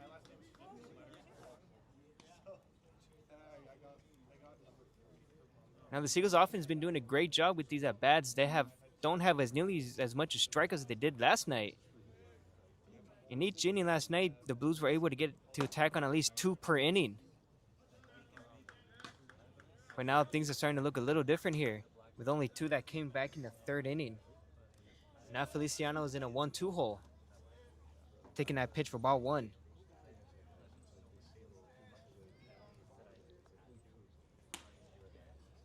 Feliciano's checked his swing and he went around. He was not able to hold back. That would be the 3rd strikeout for Karst.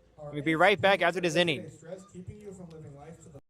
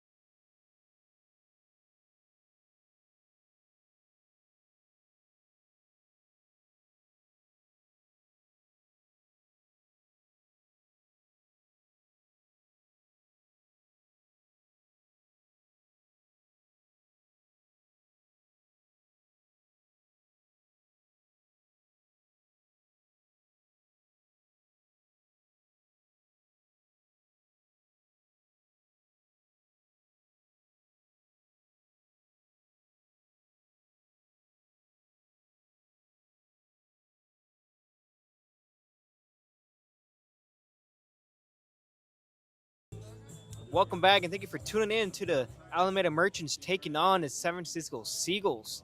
The first time around they played against each other was the Seagulls home opener. Was a nail-biter, but now things have completely turned. Merchants have been able to put up 10 runs here in the first 4 innings. They just continue to get runners on, make the Seagulls defense make errors, and they have been taking advantage of it ever since. And now replacing Connor Wood is going to be JB Ferreira. Yeah, Ferreira has been the one Mark Cavigula has trusted most on the mound with 4 appearances so far. This is now his 5th. JB Ferreira currently has a 12.46 ERA. And now batting for the Merchants is going to be Trey Johnson, the left fielder. Follows that one straight back for strike 1. The most run Ferreira gave up was game 1 against the San Luis Obispo Blues. Pitch 1 inning, had 6 hits, 4 runs, 4 of them earned. And when he came in against the No More Stompers and at Walnut Creek, he was able to have shutout appearances. Now he's behind the count 2-1. So we'll see if he's able to come back from the appearance he had last game.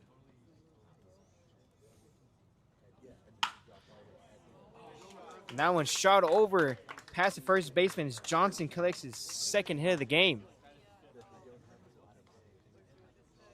And it's the same area of the field where he had his first hit. He's able to turn on these right-handed pitchers. Yeah, his first hit was the ground rule double. Waldvogel had to throw his hands up because it was out of play. And now we have number 50, Titus Wheelock. He's been showing a great amount of patience. Had 2 walks in the same inning, which was back in the 2nd. But he is currently 0 for 1 as he hit over to the third baseman his last time around. You see Ferreira with the pickoff attempt had a lot of those in his last appearance against San Luis Obispo. You could say both pitching staffs had a lot of those. The Blues were also had the same strategy, throwing back every time they get the chance.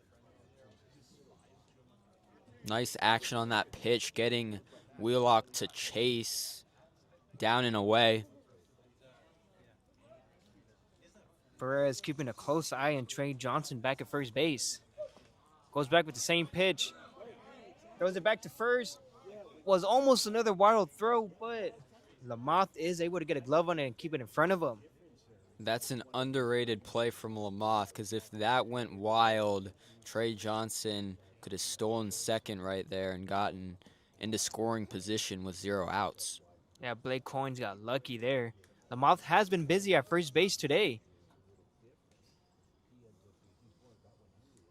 Now the count's even up at 1-1. Ferreira throws the fastball up and away for ball 2.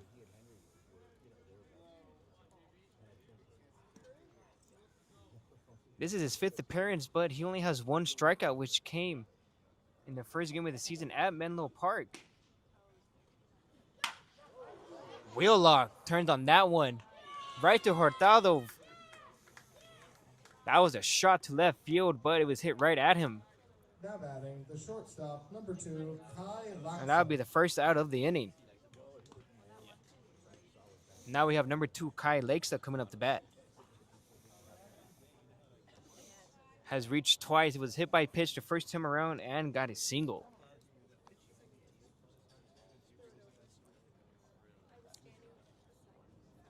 Barrera kicks and delivers to Lakes. Lakesa rolls over to third base. Brewer returns it to second. Second baseman throws it, and he holds on to the throw. Brooks was not going to be able to make a play there, but they did get the lead runner out. Most important part is that they are able to get outs in this inning. Got the lead runner out, and now coming up to bat is going to be Matt Gonzalez. Number 5, Matt Gonzalez. Gonzalez has reached twice, reached on an error by the pitcher, and had a triple his last time around. Ferreira with the slow breaking pitch for strike 1.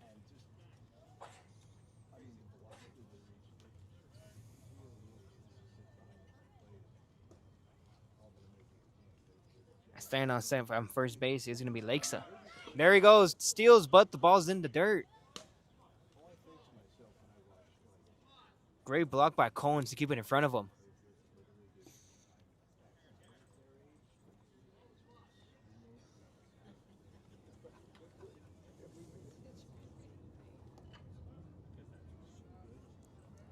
Ferreira already has 2 outs. He's doing his best to not get any runners across the board as they're already down 10-1.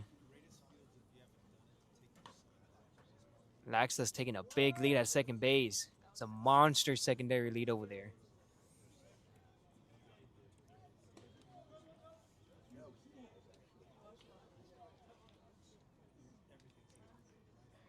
Trey Johnson's trying to bounce around over there. Ferreira ignores him and throws it to the plate. Fouls it off.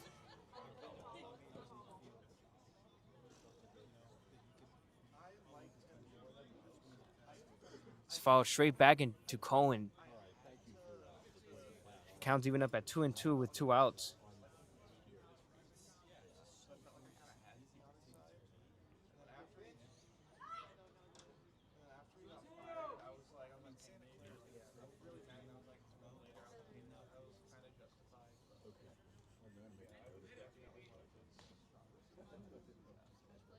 Ferreira kicks and delivers. Breaking pitch just got the tip of the bat to foul it off.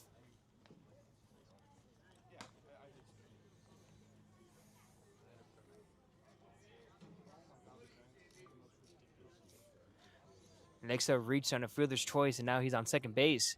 Another runner in scoring position for the Merchants. Gonzalez shoots it over. Hurtado's running back. And he's under to collect the 3rd out of the inning. Score still remains 10-1. We'll be right back after this break. Seagulls fans, fans, we know every player has a unique path to success.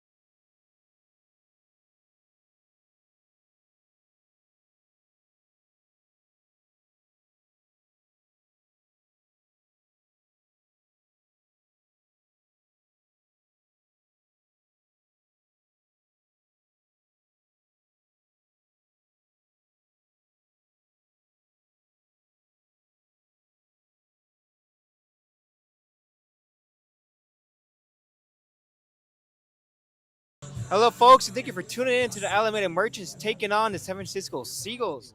It looks like we do have a pitch change for the Merchants. It's going to be number 7, Jaden Bitter. Now we're just going to go around the league to give you the scores. So far today, San Diego Bombers at Conejo Hawks. The Oaks did beat the Bombers 16-3. And currently, the San Luis Obispo Blues at Walnut Creek. The Blues are currently winning in the bottom of the ninth, the score of 9-6. Orange County Riptide at Arroyo Seco. The Saints lost 16-2. Academy Barons at Santa Barbara. The Forces did take a win 6-5. And the Menlo Legends at Sonoma Stompers home. It's currently in the bottom of the 6th inning. The Legends currently up 2-0. Menlo Parks are looking to get their first win of the season. They're currently winning. And now we have batting Waldvogel. Pops it out to the shortstop to collect the first out of the inning. Now batting, the catcher, number 26. Now a quick 2-pitch at bat for Bitter. Bitter, a transfer from Ball State, now at Gardner-Webb University at Ball State. He had 18 innings pitched, 21 strikeouts. This will be Jaden Bitter's second appearance. His first time he made an appearance was at Sonoma. And there he goes, Cohen's. Shoots it right over to the third baseman, and he's able to get the out. That ball was hit sharply. Really was able to get a glove in it, field it, and make a strong throw to first base to collect the second out. Now batting, A nice diving play from Rodriguez. And he's had several of those types of plays to get outs at first base. His first time around, he went 1.1 innings, had 5 runs, 3 of them earned, and collected 2 strikeouts. And now coming up the bat is going to be Bryce Brooks, the second baseman, who struck out his first time around. Now takes for strike 1. It's been an interesting career path for Bitter on the mound. Back at Gavilan College as a freshman in 2024, he was a two-way player, 296 average, and a first-team all-conference recipient.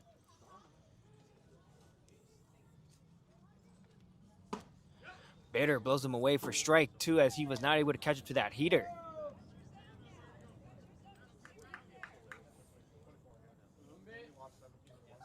Bitter's making quick work in 5 pitches. He already has 2 outs. Throws it down and away for ball 1.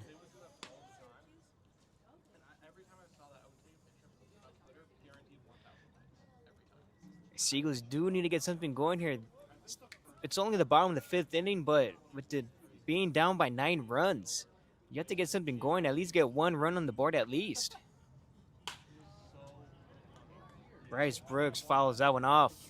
Stays alive in his at-bat. Count still remains 1-2. Just off on the timing from Brooks, locating that off-speed pitch to his bat.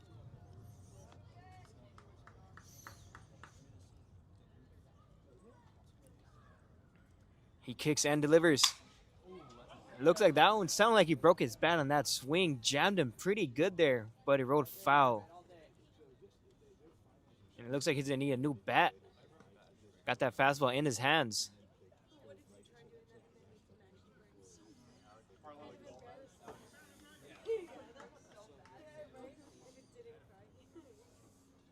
Bryce Brooks is staying alive. He has back-to-back fouls.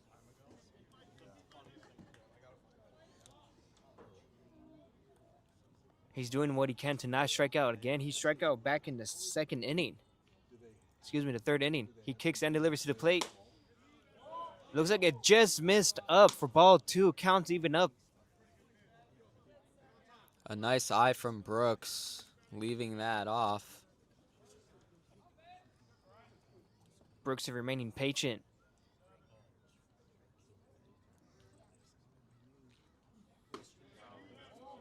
Great take by Brooks. Looks like that one's just missed yet again. He's able to work the count full. Counts 3-2. This will be his 2nd full count.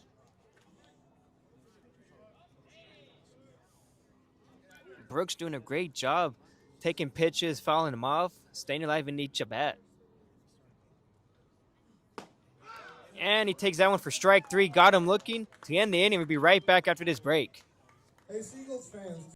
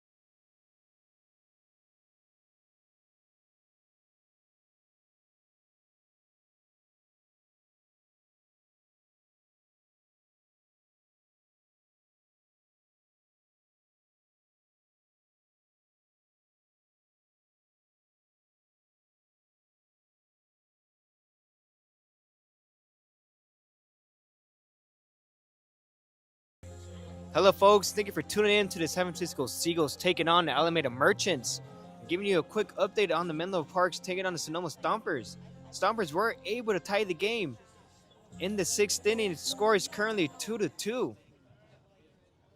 Now batting for the Merchants, it's going to be Fabian Gomez, the first baseman. Has a strikeout, a home run, and a sac fly. Rips that one past the first baseman. Now batting the first baseman, number 8, Fabian Gomez. Gomez is poor happy today. That one was ripped. Taking the first pitch down the line.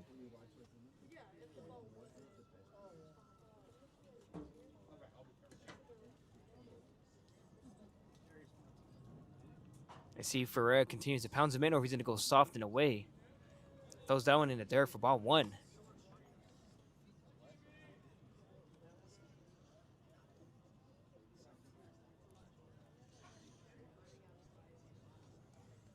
Ferrera's getting a sign from the catcher Cohen's.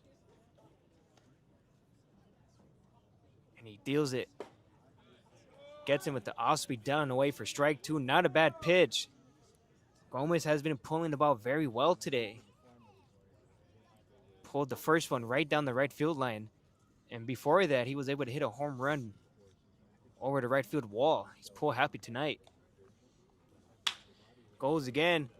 Second baseman Brooks is able to field it, throws it, and get the first out of the inning. Good job by Ferrera staying away. And now coming up the bat is going to be Isaiah Landry, the center fielder, who's reached base all three at bats with the walk and two singles, as well as a stolen base. He's been having a busy day today.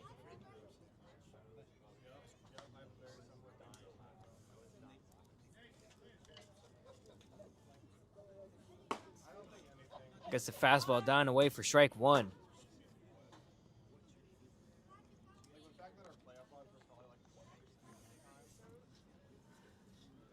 Now, ever since Ferrera came in, he's been shutting out the Merchants for at least one inning so far. Let's see if we can continue that. They'll need him to continue doing what he's doing if the Seagulls want a chance to come back in this game. Count's even up at 1-1.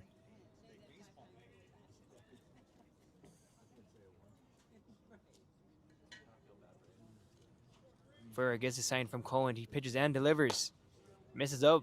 Counts 2-1.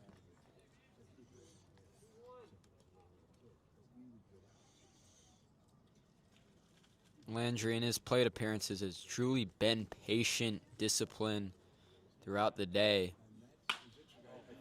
Landry turns on that one foul. Merchants are pull happy today. Been having some loud strikes.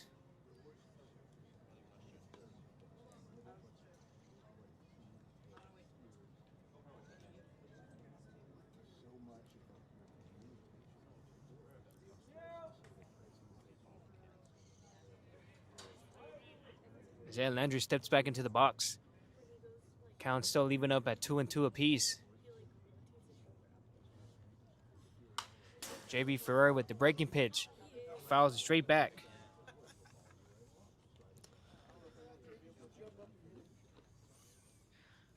That breaking pitch was up in the zone, and somehow he was able to foul it off.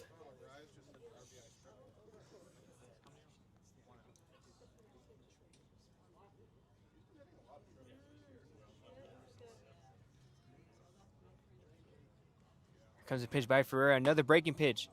Missed up for ball three. Counts even up. Counts full now 3-2. Ferrera tried to sneak that into the zone late. Could not. Now full count.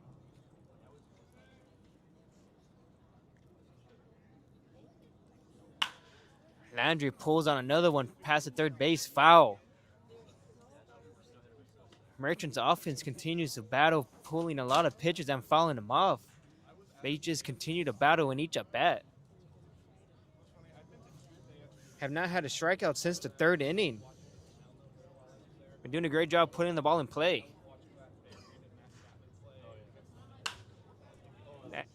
Landry shoots it straight up into the infield. Shortstop Feliciano calls it off, and they collect the second out of the inning.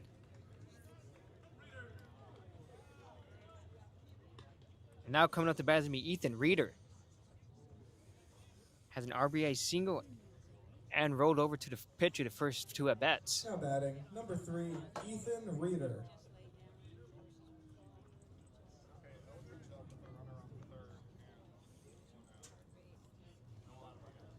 Ethan Reeder has been having a great offensive season so far. He has a hit in the past 4 games he's played in. The only time he went hitless was the first game here in San Francisco. Went 0 for 4 with 2 strikeouts. He takes for strike 1.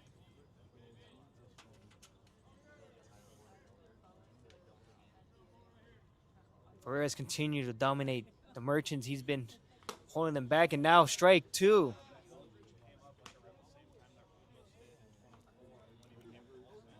Ferrera has yet to get a strikeout here, but he's ahead in the count 0-2. This is a chance to get the first one of the game. Ferrera starting to get more comfortable on the mound. Looks like that breaking pitch just missed off the plate. Cohen's tie, tried to steal a strike. The great frame job, but it was just off the plate enough. Blue was not having it with that frame. Counts 1-2.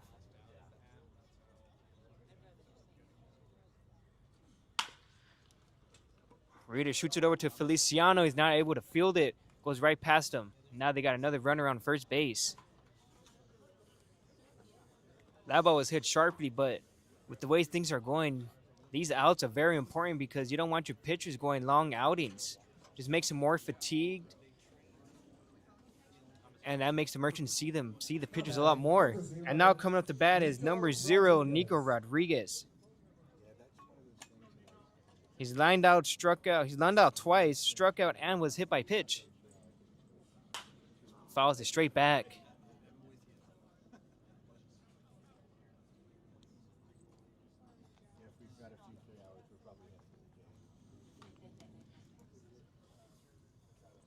With Reader standing on first base, they'll continue to show off their speed. Maybe they'll try to steal yet again. They've been doing that quite often today.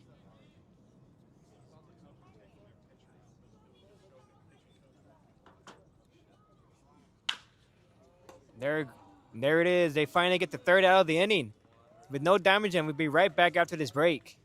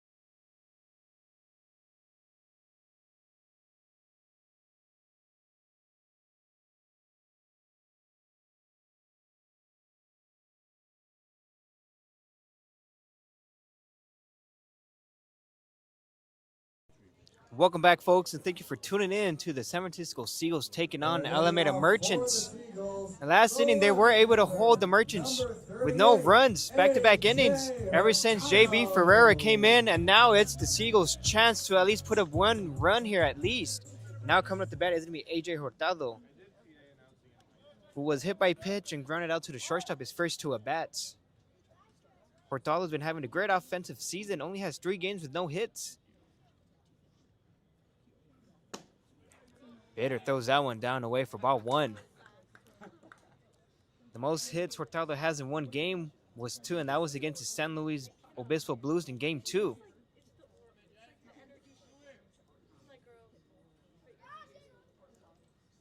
Hurtado's looking to continue that streak. He takes that pitch down and away. Count's even up at 1-1. Hurtado had 2 hits yesterday against the Blues, still looking for his first hit of this outing. Bader kicks and delivered to the plate. Hit by pitch yet again. He is a ball magnet this season. That'd be his 5th hit by pitch. And the most he had in one game was on June 6th against Sonoma Stompers with 3 of them. 29, Jake Brewer. And now they got the leadoff runner on base. And now we got Jake Brewer coming up to bat, who's 0 for 2. grounded into a double play and grounded out to the third base. His first 2 at bats.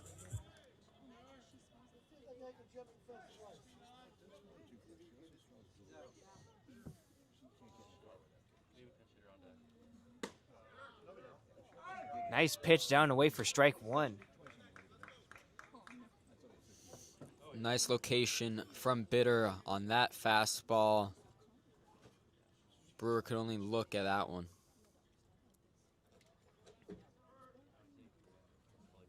Same pitch, but was not caught for a strike this time. Was off the plate just a bit.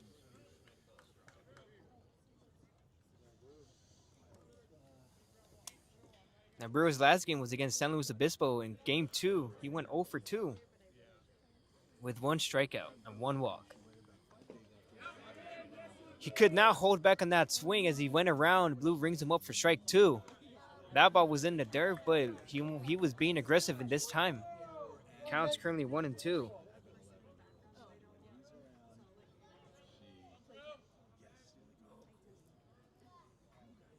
The most hit Brewer has in one game was 2, and that was against the Alameda Merchants on June 5th for their opener. And that's back-to-back hit by pitches by Bitter. The Seagulls have something going on here. They better take advantage of this. They've been cold all night with the offense, but now this is their chance to do something. No outs, runners at first and second, pitchers getting a little wild, having some command issues.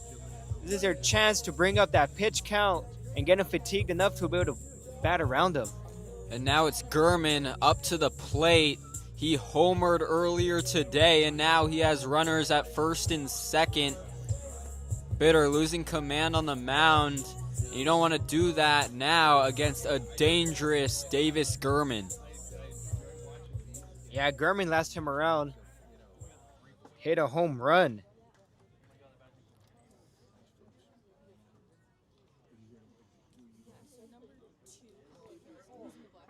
The Merchants had a quick mound visit to calm him down just a bit. Not a bad idea after you hit back-to-back batters. Gurman's having a great season, batting .333. And as I mentioned, he hit his home run, which was the first of the season.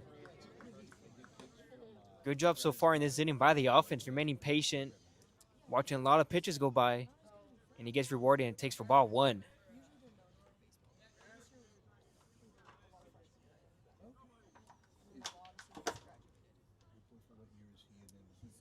Bitter's taking his time, pitches and delivers. Throws that one for a strike down. Now, as I mentioned, Gurman's been having a great season so far. The only time he's been hitless was against Walnut Creek Crawdads in Game 2. He went 0 for 2 with a strikeout. But he does have 3 multi-hit games.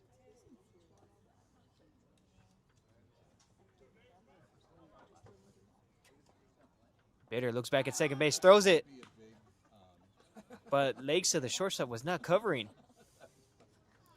And that's a good eye from Bitter, because if he just threw that at second, Laxa was not in position.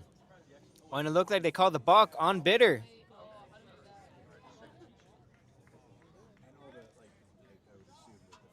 What a break by the Seagulls this inning so far. Now they got runners at second and third with the dangerous batter Gurman.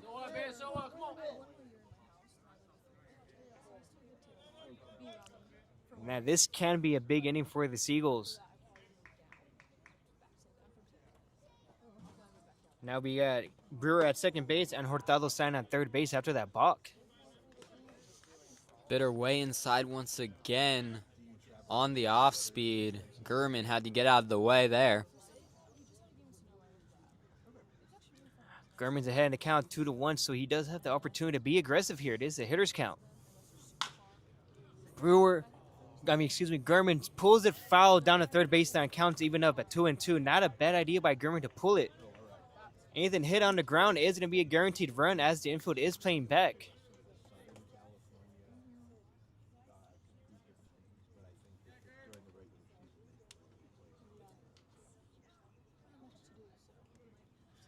Bitter is currently sitting at 22 pitches. Seagulls are doing their job by bringing up that pitch count. And a swing and a miss by Gurman. They got him swinging with that breaking pitch down. Second strikeout for Bitter in his outing. Number 40, Christian Lamar. And now we got Christian Lamoth, the first baseman, who popped out to the shortstop and was able to get a walk in his first 2 at bats. Even with Gurman now off the plate, Lamoth is no slouch against Bitter. Now, Lamoth is also one of those dangerous hitters. He does have 2 home runs on the season. And he takes for ball 1 down and away.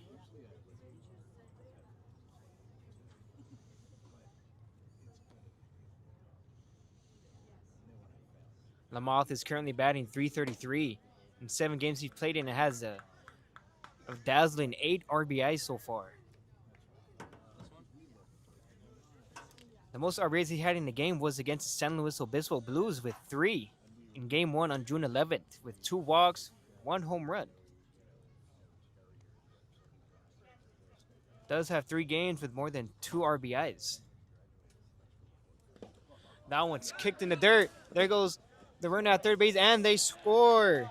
Hurtado is able to come across the plate with that passed ball. It seems that'd be a wild pitch. And now we have Brewer at third base after that wild pitch. Scores 10-2. It's the Seagulls' chance to put up a couple more runs as Bitter has been having some command issues, as we can see. Back-to-back hit by pitches. And now he was able to balk and able to move Hurtado and Brewer into scoring position.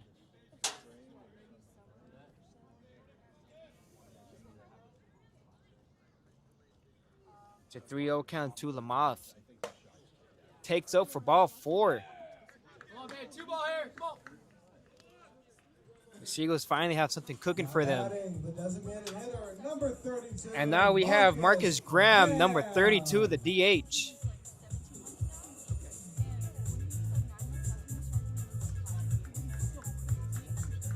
Marcus Graham's still batting .67. Although he does have 4 runs scored and 3 walks. He's got his first hit on June 12th against the Blues. Big opportunity to tag on another hit here. Takes down and in for strike 1. Great pitch by Bitter. Try to jam him in and probably get out of the inning with a double play. Which would be big for them. That was low in the zone. Nice framing from Matt Gonzalez.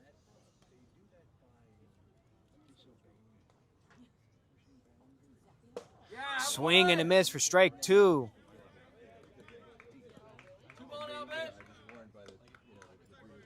Bitter currently has 2 strikeouts. Just got his second one, striking out Gurman to get the first out in his inning. Looking to get his third here. It's ahead in the count 0-2. Fouls that one off past the first base. Stays alive in his at bat. We have Christian Lamoth standing at first base. And now we have Jake Brewer standing on third. Now, if you're Graham, your job is to get the run from third base to come in and score. So you're looking for a fastball up and doing whatever you can to avoid the double play or get at least a productive out. And there he goes, trying to steal second, throws it. And it looks like he just beat him and he tagged him. He's out. Lamoth tried to steal second and he was unsuccessful, making that the second out of the inning. Yeah, Lamoth didn't get out fast enough on that steal attempt. And nice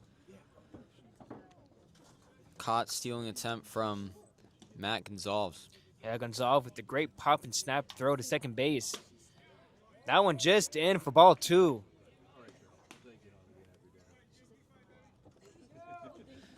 Gonzalez did a great job from preventing another run and being in scoring position, knowing there was 1 out only. Now they got 2, and Bitter has a 2-2 count here.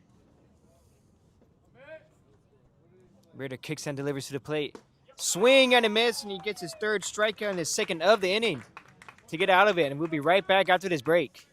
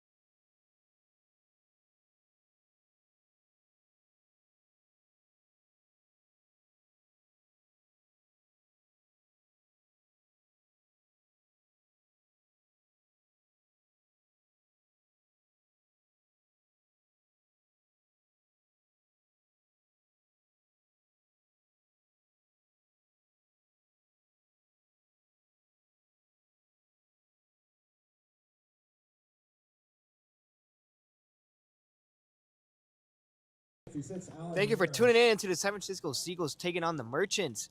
The Seagulls were working some magic, but Lamont was trying to steal second base and he was out, making the second out. I mean, if your offense is struggling a little bit, I wouldn't really recommend trying to steal second there. They did have Bitter on the ropes as he was struggling to find the zone as he had back-to-back hits, but now batting number 21, Tyson Ellis, coming in for Braden Smith. Tyson Ellis lines out to the second baseman, Ramirez, as they're able to get the first out of the inning. Nice snag from Ramirez, getting his first playing time of this outing. And now coming up to bat is going to be number 42, Trey Johnson. But the Seagulls were able to tack on one more run back in the sixth inning with the wild pitch. Pitching for the Merchants, number 9, Kyle Sandner. And now we got another pinch hitter, Kyle Sander, coming in to bat for Trey Johnson. Sandner from San Joaquin Delta College, where he hit .322, 6 home runs, 34 RBIs.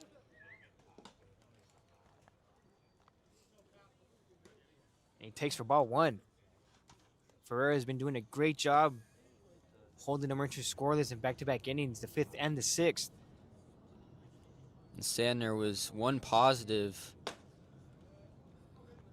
for the Merchants against San Francisco opening day. He had 2 RBIs, 1 double. Kyle Sanders remaining patient his first at bat. He's ahead in the count, 2-0 with 1 out. Kyle Sanders chops it over to third baseman Brewer. He rushes it in, bobbles it, and he's not able to make the throw. That ball was hit soft, but he did have a play, and he was unable to get the out. And now Sanders is able to get get on first base.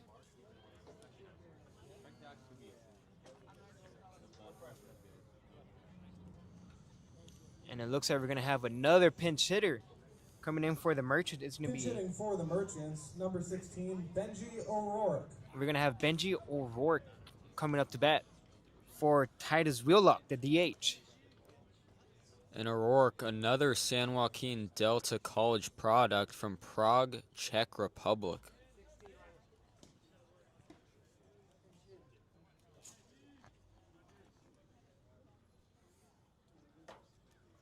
O'Rourke, this will be his sixth game. He's batting .286 with 2 RBIs, and he shoots right past the shortstop Feliciano, hit sharply on the first pitch. Now they got runners at first and second. Kyle Sanders just moves over to second. O'Rourke now continuing an impressive season. .286 average before this game, 2 RBIs. Now gets a single Now batting, number in the 2, seventh. Ty Laksa. And he's been having a great season so far. The most hits he had in one game was against the Sonoma Stompers with 3 and 1 RBI. And now batting, we're going to have Kai Lakesa, who was hit by pitch, has a single, and ground out to third base twice in his game so far, and it takes for strike 1. And Laxa, before his 51 games played at Pepperdine University, was a 2025 first-team All-Coast South at West Valley College. Alexa swinging a miss for strike 2. He's in a hole, 0-2.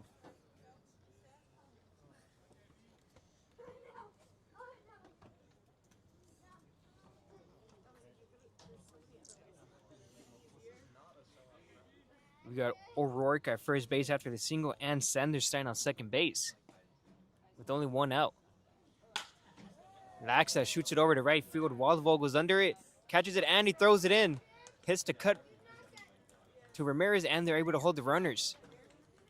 With 2 outs here in the top of the Now 7th batting, inning. the catcher, number 5, Matt Gonzalez. Solid job from Waldvogel, showing urgency on the return throw. A great job by defense in this inning. Have no damage done so far. They'll be able to have them scoreless in back-to-back innings. Hopefully they can make it 3 straight. Perez doing a job holding his own. And that one just stays fair as he turns on the breaking pitch. And here comes in Sanders from second base to score. And O'Rourke goes to third base after that double by Laxa.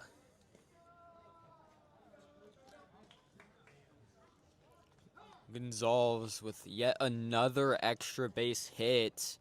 Had a triple earlier in this game. Now with a double, just collecting hits and contact at the plate. That'd be an RBI double by Gonzalez. He's having a great game so far. Has a triple and a double. And now coming to the bat is be Fabian Gomez.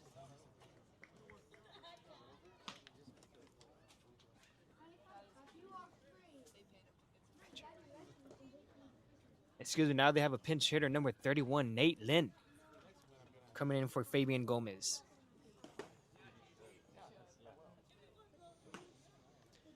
This would be Nathan Lynn's fourth game, batting 143. Only has one hit, which came against the Sonoma Stompers back on June 10th. He's ahead in the count, 2-0. And the shooter straight up into the sky.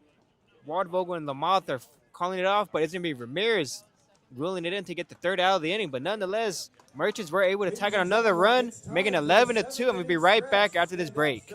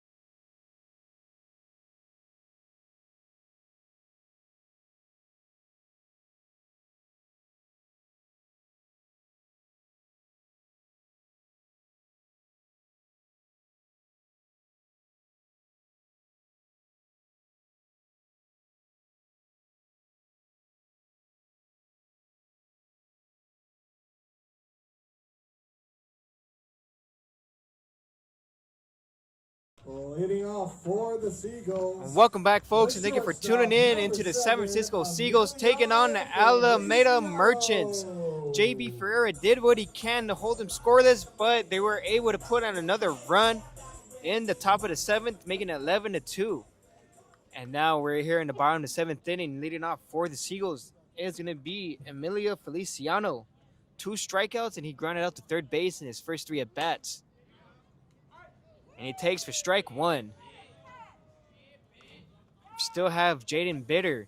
Now the Seagulls were getting to him back in the 6th inning, but they just weren't able to take advantage of the hit by pitches and the command issues he was having.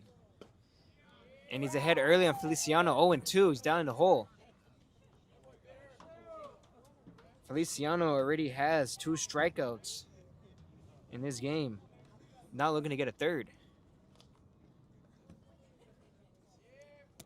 So let's hope he fouls off these pitches and gets on base, as they desperately need it at this point here in the 7th inning. Ball's up and in for ball 1, counts 1-2. That was some chin music by Bitter.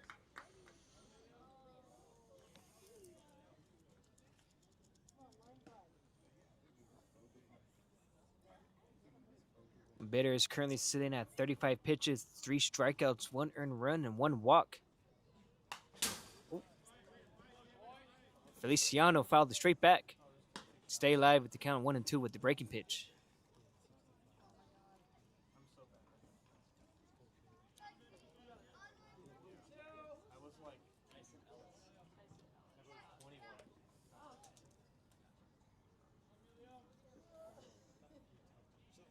This will be Emilio Feliciano's eighth games played so far, and he takes breaking pitch down and in for strike three. Got him looking. That will be his third strikeout in his game.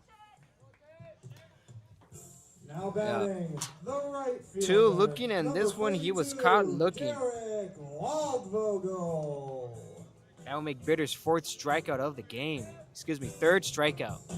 And now we have Derek Waldvogel, who's also a strikeout victim, and he flat out to shortstop in his first two at-bats.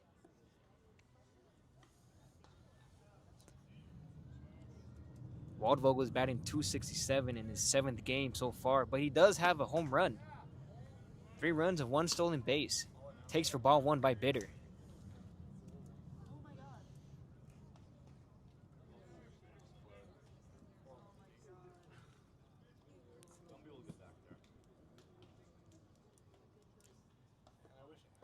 Bitter's taking his time, getting his time from the catcher. Kicks and delivers. Misses low with the fastball down away for ball 2. Waldvogel is ahead in the count, 2-0. Still with 1 out. Seagulls are running out of time as they're in the bottom of the 7th inning. They only have 8 outs to play with in this game.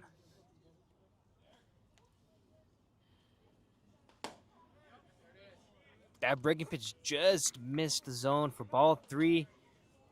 Waldvogel does have the opportunity if he wants to be aggressive here, as Bitter does have to throw a strike. Waldvogel had his homer on Thursday in the bottom of the 7th inning. See if any magic here. And there goes Waldvogel reaching on base for 4 straight balls. And now coming up the bat is going to be number 26, the catcher, Blake Cowens.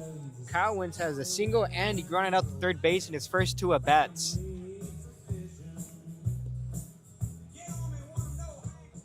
Cowens is currently batting .308 in 5 games, 3 RBIs and 3 runs. It's been showing he could swing it, but tonight it's been a little cold. They need a big hit from him desperately as he's behind the count 0-1.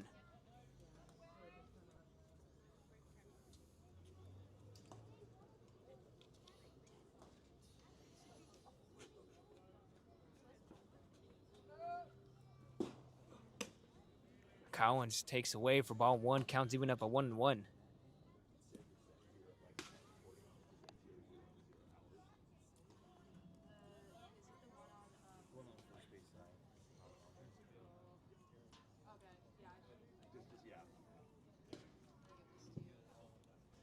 Bitter is taking his time and each pitch misses in for ball 2. Bitter now with a collection of pitches that have gone way inside on right-handed hitters. Yeah, you said that, Red. Every time you try to go in on righties, he just misses way in, nearly missing the batters, but luckily Cowens was able to avoid that pitch. Misses again with that breaking pitch. Makes the count 3-1. That's inside once again. Can't control that breaking ball on the inner corner. And this was a repeat of last inning. Bitter was having some command issues. And Seagulls continue to remain patient at the plate. Getting ahead in the count early on. Bitter's been throwing a lot of balls, nearly hitting the batters. With Derek Waldvogel standing on first base after a 4-pitch walk. Bitter is in trouble yet again. Cowens has a 3-1 count with 1 out. Misses off the plate at ball 4. Back-to-back walks given up by Bitter. Now this is the Seagulls' opportunity to tack on. This was a repeat of last inning, but they were only able to get 1 run. Should have been more with the command issues that Bitter was having, but now they got the opportunity to do it yet again. And we are going to have a pinch hitter for Bryce Brooks. It's going to be number 56, Alan Ramirez. And there's going to be another mound visit. Not a bad idea, as Bitter's been having a little bit of trouble attacking the zone, nearly hitting batters yet again, but he did give up back-to-back walks. Alan Ramirez, it's going to be his 4th game played. currently has no hits so far with 3 strikeouts. Has grounded out once and flied out 4 times.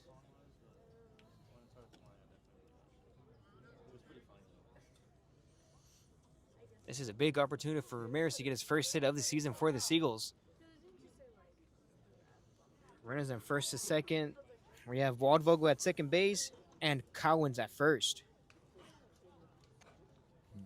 Bitter has now pitched 2 1/3 innings before this game. Only 1 1/3 innings pitched.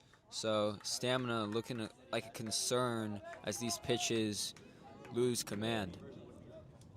Yeah, both teams have been pushing their pitchers tonight, going as long as they can. But the Merchants, they don't really have anything to lose at this point. They're still up by 9 runs here in the bottom of the 7th inning. And Bitter throws it low for ball 1. So if you're the Merchants, you do have the opportunity to leave them out there. And even if they do score, let's say Ramirez does get a bases clearing hit, you're still up by a whopping 7 runs. And it misses again with the fastball in. Ramirez ahead early, 2-0.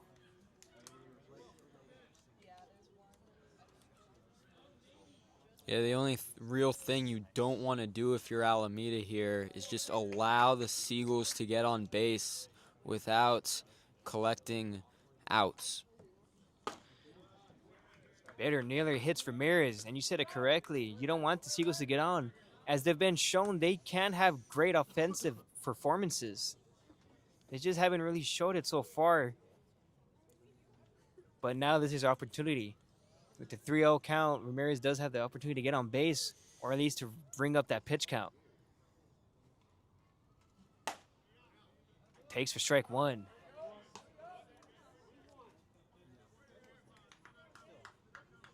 Bitter is currently sitting at 50 pitches. 2.1 innings pitched. Only has 4 strikeouts and 3 walks. Now the Seagulls were able to score back in the 6th inning. And he kicks and delivers to Ramirez. Misses away with the fastball, ball 4. Great job by the Seagulls. They are starting to work some magic yet again in back-to-back innings.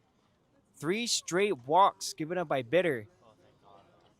And it looks like the coach is going to go up to the mound, maybe to talk to him yet again, or maybe take him out.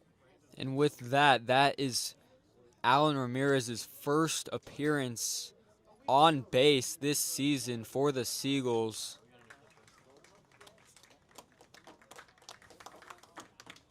And it looks like there's going to be another pitching change for the Merchants, as Bitter was giving up 3 straight walks, nearly hitting batters, having a bit of command issues, but nonetheless, they're still up by 9 runs. It'll be Jackson Garcia in relief for Bitter on the mound. Garcia this season for the Merchants, 2 appearances, 4 1/3 innings pitched, 6.27 ERA with 4 strikeouts and 1 save. At Menlo College last season, had 15 appearances, a 1-3 record, 6.27 ERA with 24 strikeouts. And then we'll be right back after this break.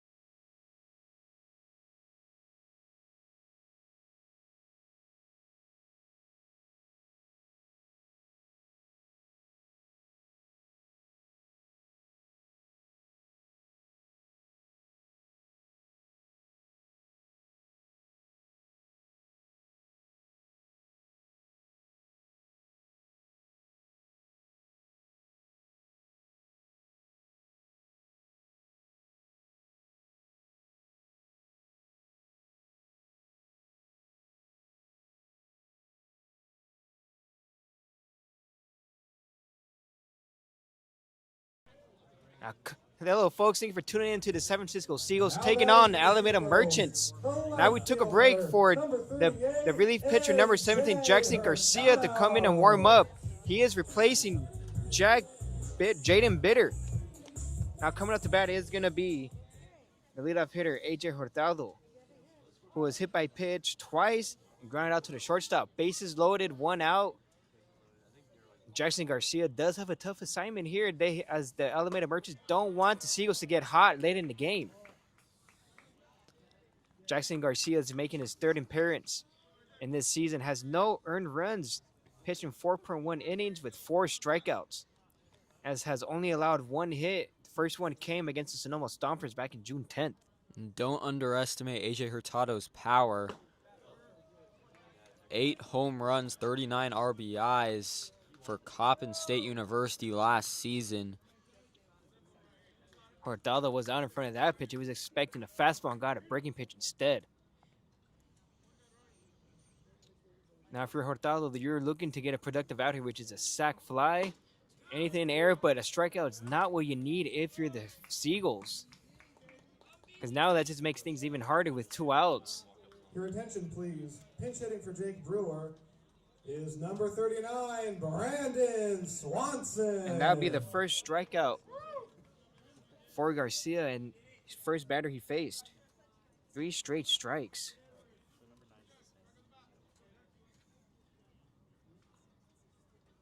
Garcia is taking his time with bases loaded with 2 outs. Still up by 9 runs.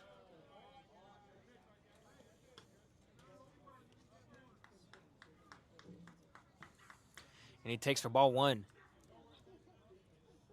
Jake Brewer is currently 0 for 2. He was hit by pitch back in the 6th, grounded out to the 3rd baseman, and hit into a double play back in the 1st.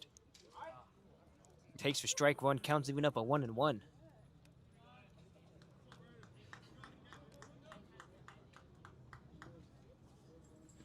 Garcia does have a total of 5 strikeouts now. The 5th coming from Hurtado. The most strikeouts he had in one outing was against the Walnut Creek Crawdads. He pitched 2 innings. Now Garcia's ahead of the count 1-2 with 2 outs. Has the chance to come out of a big inning. Will be a big momentum shift if the Seagulls aren't able to do anything here. Garcia's taking the time. Big kick and a throw and a strike 3 with bases loaded. The Seagulls could not do anything with 3 straight walks. And will be heading to the top of the 8th inning after this break. Attention, Seagulls.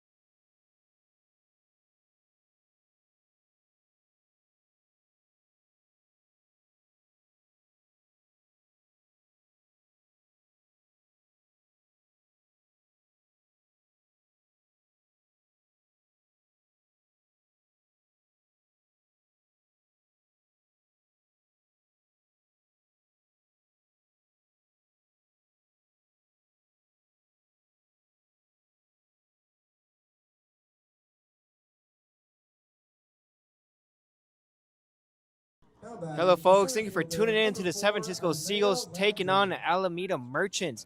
Now, if you're just tuning in back in the bottom of the 7th inning, the Seagulls were able to get 3 straight walks, but they weren't able to do anything with it as Jack Garcia is able to strike out the last 2 batters to get out of it. The ball is hit right over to Feliciano, fields it and throws it to get the leadoff runner out. 1 pitch, 1 out. Nice quick first out for Cameron Boyd, who's up to the mound now. His second appearance after coming off a Tommy John surgery in 2024, got a start against Sonoma, Now batting, number 3, and Ethan now he's Reeder. in relief against Alameda, down by 9. And last time Cameron Boyd pitched was on June 6th against the Sonoma Stompers, went 2 innings, 1 hit, 3 runs, and 3 of them earned with 2 strikeouts. This is only his second appearance. And now coming up for the Merchants will be number 3, Ethan Reeder. As the RBI single back in the the second inning. And reach on an error. And he grounded out to the pitcher in his first 3 at-bats. Counts even up at 1-1.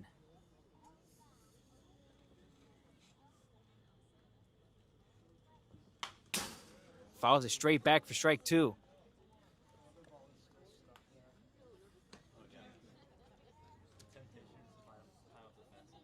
Cameron Boyd's making quick work. 4 pitches. Already has an out, and he's ahead in the count 1-2. To Reeder.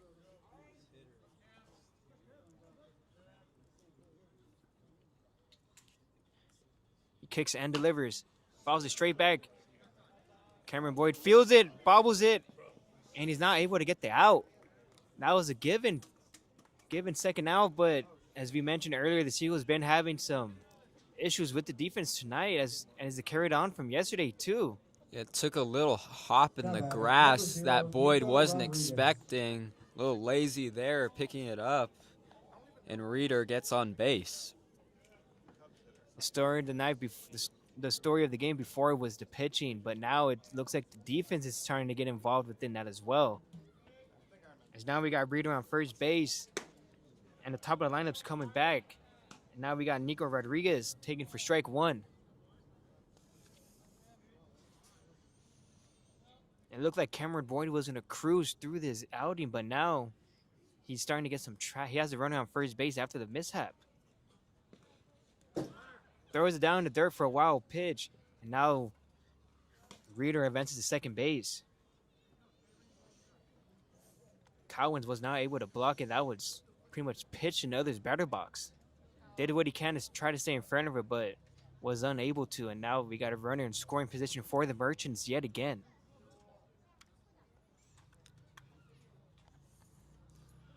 With each pitch that goes by for Boyd, the question that is raised is how comfortable can he get? Pitch is away for ball 2, counts 2-1. The only time the Merchants were held scoreless was when J.B. Ferrero came in to pitch. And back in the first inning, but other than that, they've been scoring in nearly every inning. Due to the hits, as they have 13 in total. But the Seagulls do have a whopping 7 errors. Now the count's 3-1. Cameron Boyd's taking a look at Reeder at second base. Kicks and delivers. Looked like he wanted a check swing there, but was unsuccessful as it fouled him off. Nico Rodriguez couldn't hold that one back. And now the count's full, 3-2.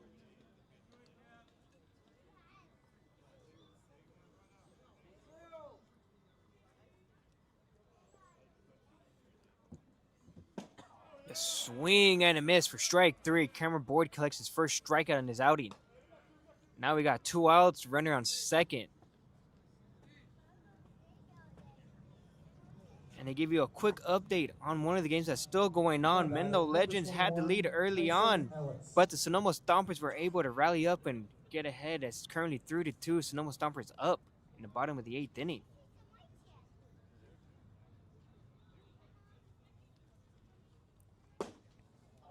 Boyd gets that for a first pitch strike, currently sitting at 12 pitches. And another game in the bottom of the ninth in Danville, California. San Luis Obispo is up 9-6 on the Walnut Crawdads. Gets in front of that one. Collins fields it. And it just got away far enough for Rear to advance to third base. Collins doing what he can to get in front of him, but they're skipped almost a couple feet in front of him. Nonetheless, the count's even up at 1-1 with 2 outs. Tyson Ellis lined out to second base his first time around. Just missed for ball 2.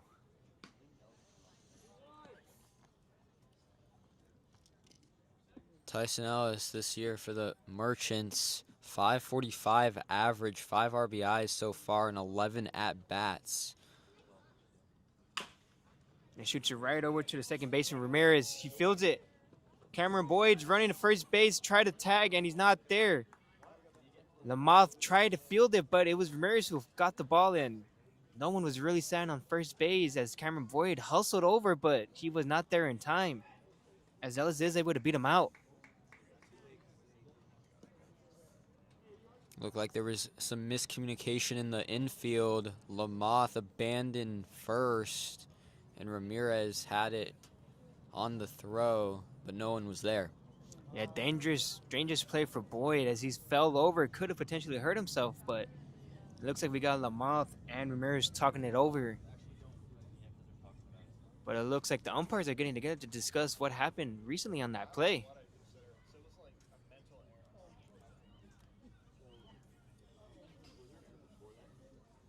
The call's probably going to stand. But the Seagulls did have the chances throughout the game to at least bring down the deficit within a couple runs, but they just continued to not do anything with bases loaded or pitchers missing their pitches. As we just saw last inning, back in the 7th, 3 straight base 5 balls, and they couldn't do anything with it, but now they're down 12-2.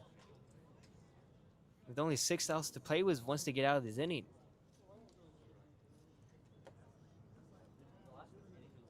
And now coming up to bat is going to be number 9, Kyle Sanders. Fouls that one straight back.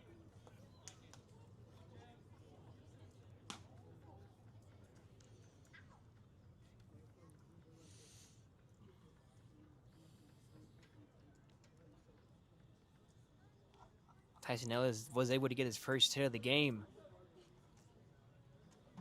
Swing and a miss. Strike 2. That was a big swing by Sanders. Cameron Boyd is looking to get his his second strikeout of this inning. He's ahead of the count 0-2 with 2 outs. Desperately needs to get out of this inning unscathed as they're already down by 10 runs. Kicks and delivers to the plate. Misses in. Ellis was taking a pretty big lead out at first base. Collins maybe had to play at first, but Cameron Boyd's already ahead 1-2, so not much to worry about at this moment. It's a big punch-out opportunity. The swing and a miss, and he gets his second strikeout. And he's able to get out of the inning unscathed, and we'll be back right after this break going into the bottom of the 8th.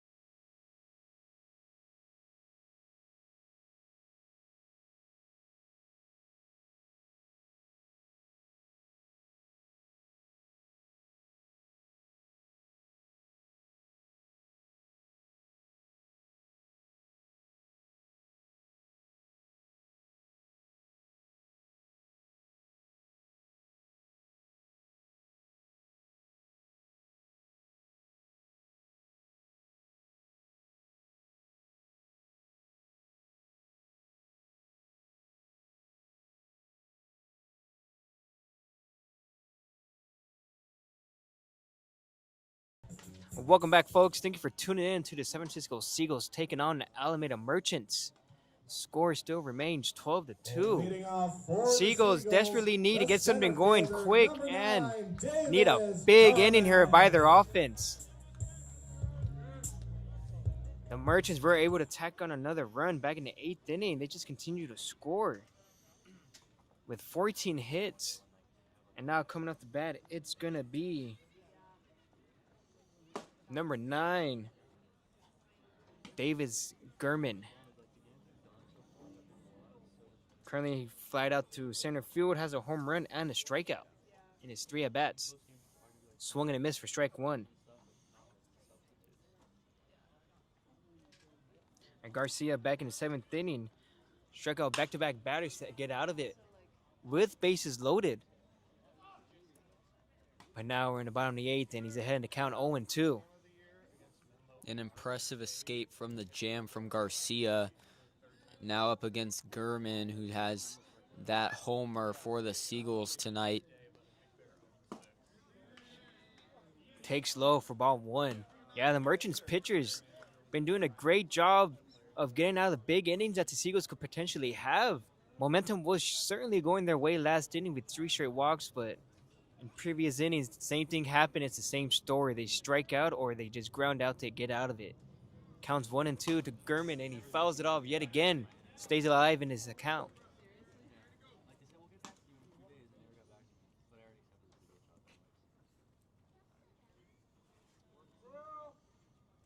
And to give you a quick update on the Sonoma Stompers taking on the Menlo Park Legends, they just tied it here in the top of the 9th inning. Score is currently 3-3. Legends lead in hits with 9, and the Stompers only have 4, both with 1 error. Got a tight one going on over there.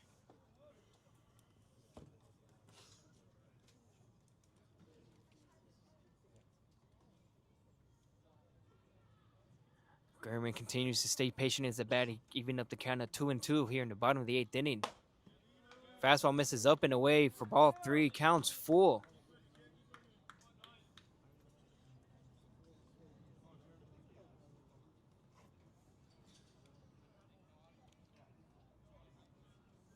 Gurman's been showing some great discipline. He had a long at bat his last time back in the 6th inning, but he did strike out. Takes for ball 4, down and away, was not chasing on that one, and the Seagulls yet again get a leadoff runner on. Great take. Last at bat, he struck out against Bitter, and now able to take advantage of Garcia's pitches, leaving that one and taking the base.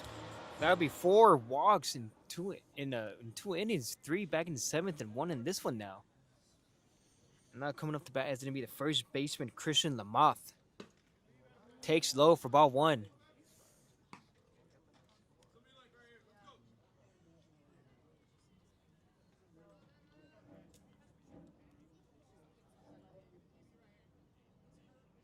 Christian Lamoth does not have a hit here. He's in danger of breaking he does have a hit in back-to-back games. 1 apiece, both against San Luis Obispo Blues. Could make it 3 straight.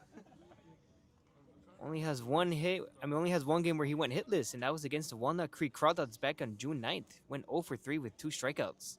2 times on base, though, with 2 walks.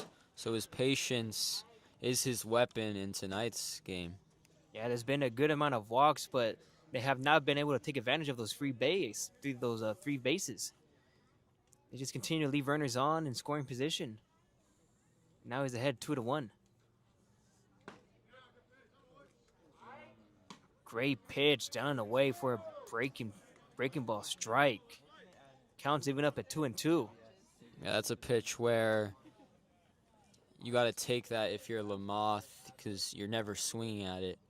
It's so down and away. Yeah, it looks like it just hit the black on that plate.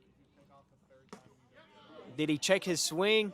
No, he didn't. He could now hold back as the umpire rings him up. Lamoth is trying to plead his case here. It looked like it was close, but it's just a judgment call at this point. It looked like Mark is coming out to discuss it with the umpire.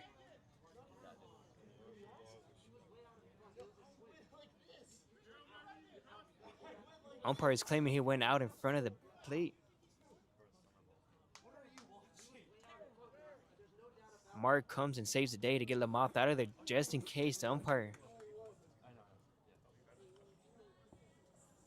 And then with that strikeout, it'd be the first out of the inning. Lamothe could now hold back, try to plead his case. Umpire said he went around. And now we're gonna have Marcus Graham coming up to bat. Swing and a miss for strike one.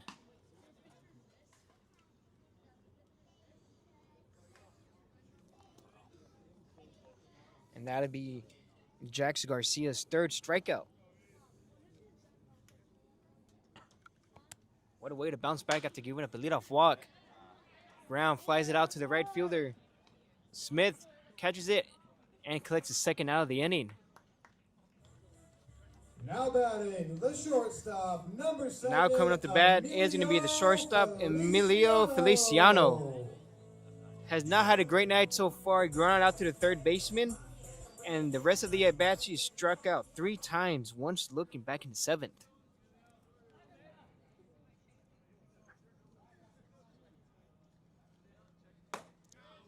Feliciano takes for a first pitch strike.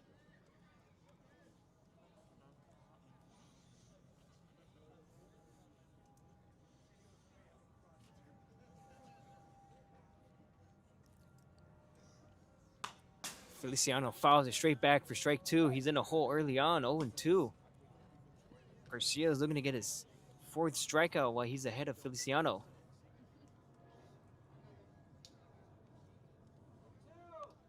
That's been the pattern for Feliciano, getting into these holes early in the count. Now, big swing and a miss for strike 3. Garcia collects his 4th strikeout to end the inning. As we head to the top of the 9th inning, we'll be right back after this break. Thank you, Seagulls.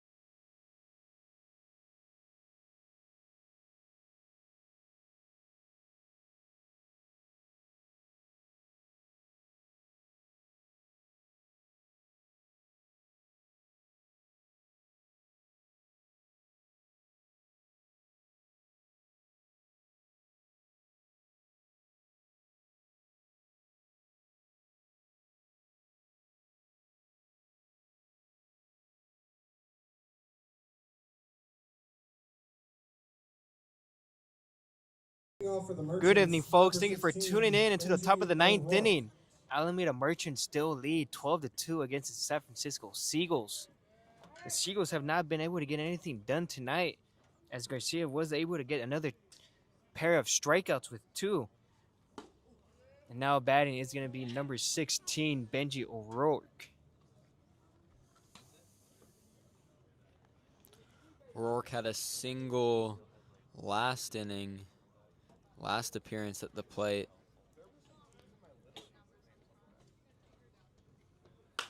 O'Rourke pops it straight up into the infield. Looks like the moth calling it, and he gets the first out of the inning. And now coming up is going to be Kai Now batting, Laxa. Shortstop number 2, Kai Laxa. Kyle Laxa's been having himself a day today. Has a hit by pitch, a single, rolled over to the third baseman, and got a fielder's choice. And they give you a quick update on the Sonoma Stompers taking on the Menlo Park Legends. The Legends were able to rally 3 runs in the top of the ninth inning to take a late game lead, leading 5-3 with 11 hits, 1 error. Stompers still have 3 runs, 4 hits, and 1 error to themselves.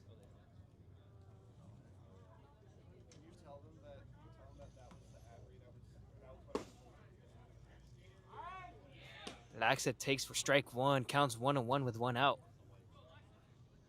Nice inside location for Boyd.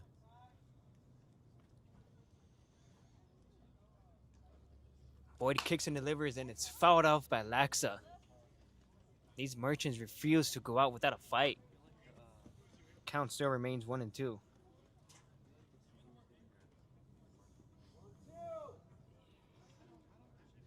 Boyd's currently sitting at 23 pitches in 1.1 innings pitched, 0 earned runs, and 2 strikeouts with 0 walks.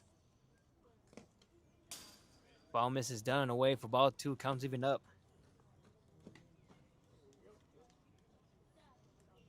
See how he plays the zone. His favorite put-out pitch is his sweeper. Current Boyd kicks and delivers to the plate, smacks it over to the second baseman Ramirez. He's able to field it, throws it, and get the second out of the inning. Lakes and Rose shoots it right over there to get the second out.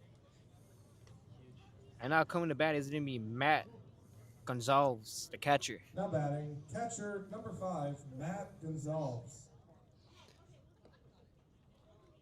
2 quick outs for the Seagulls. It's big in this 9th inning. Gonzalez is currently a 2 for 5 with 1 RBI and 1 strikeout. Cameron Boyd throws it in for strike 1.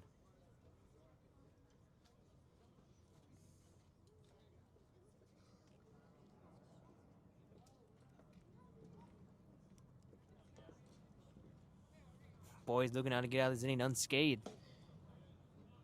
And he heads it in to count 0-2 to Gonzalez. Loves that off speed inside. That breaking pitch for strikes.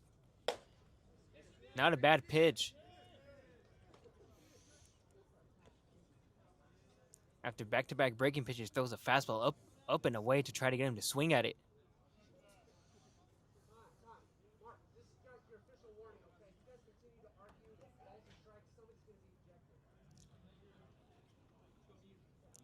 And it looks like the umpire just gave the Seagulls a warning. They didn't like the last call by Lamothe, as they felt like he did hold up, but the umpire still rung him up for strike 3. And now the count's even up at 2-2.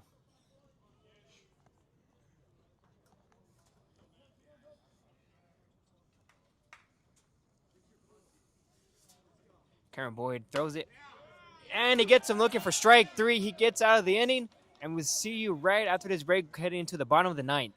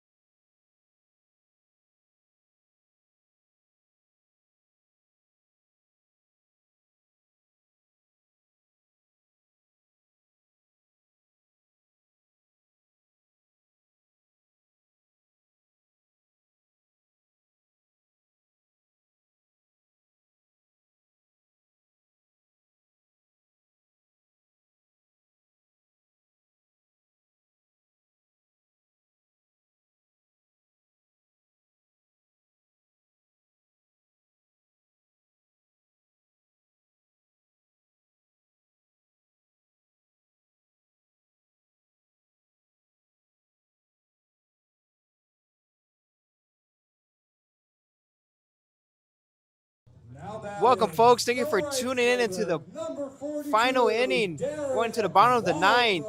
San Francisco Seagulls still down by 10 runs. And now coming up to bat, it's going to be number 42, Derek Waldvogel.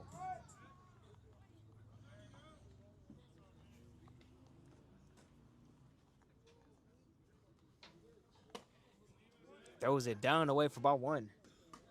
See how Jackson Garcia progresses on the mound after 2 near perfect innings. And Jackson Garcia has been doing a great job coming into relief. Has 4 strikeouts, 2 in each inning so far. Takes for strike. Count's even up a 1-1.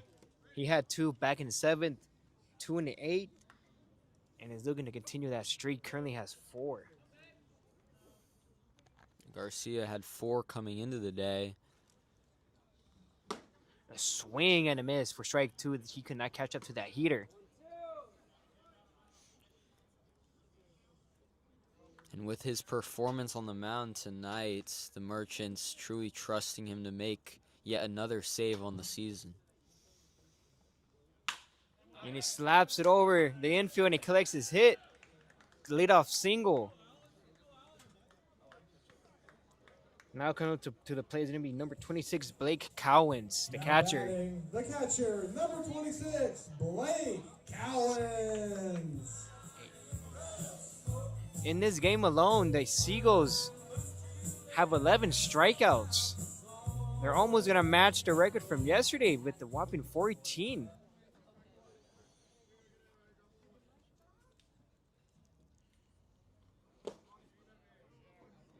Garcia delivers to Cowens, and it's a ball 1. Ball was in the dirt.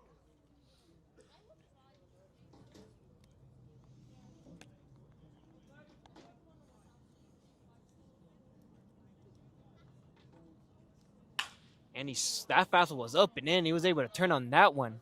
Loud strike. Count's even up a 1-1. Fastball was near his chin.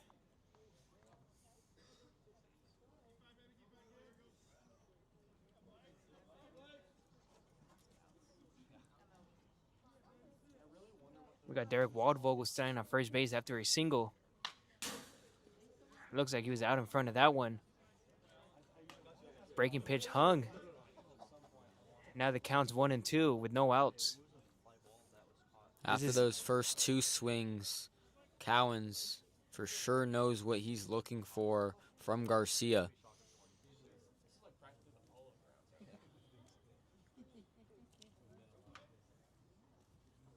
And a swing and a miss. That'd be the 5th strikeout for Jackson Garcia. And gets his first out of the inning. Baseman, number 56, Alan Ramirez. And now coming to the plate is going to be number 56, Alan Ramirez.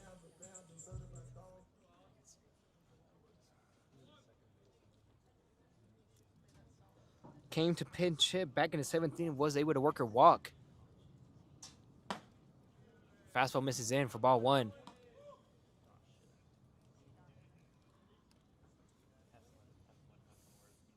And on deck for the Seagulls, it's going to be AJ Hurtado. Breaking pitch gets called for a strike. Count's even up. And Ramirez, he's one of the 4 returning members of last year's team at San Jose State last year. 208 average with 1 home run, 14 RBIs. A swing and a miss for strike 2.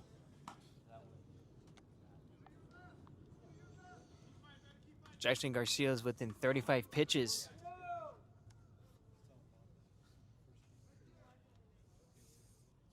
Has a chance to collect 6 strikeouts in 2 innings. Takes a deep breath. Fouls that one just in time to stay alive in this at bat.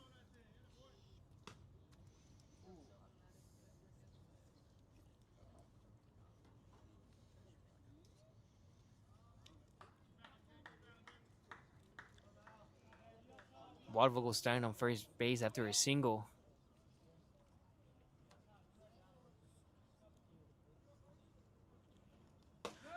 got some chin music. A fastball up and in yet again. Count's even up at 2-2.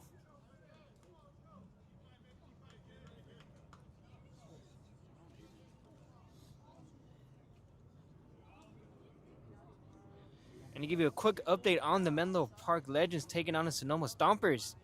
The Legends were able to collect their first win of the season as they were able to rally back in the 9th inning with 3.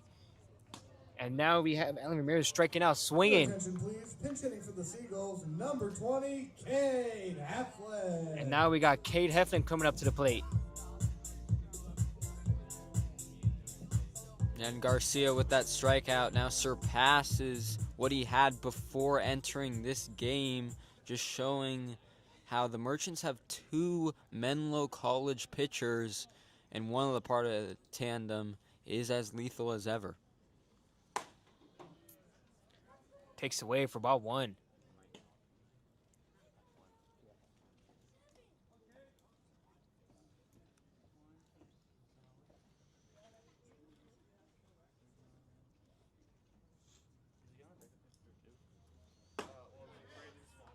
Takes in for strike 1, counts even up at 1-1. Looks like we got a pinch hitter for AJ Hurtado. It's going to be number 20, Cade Heflin.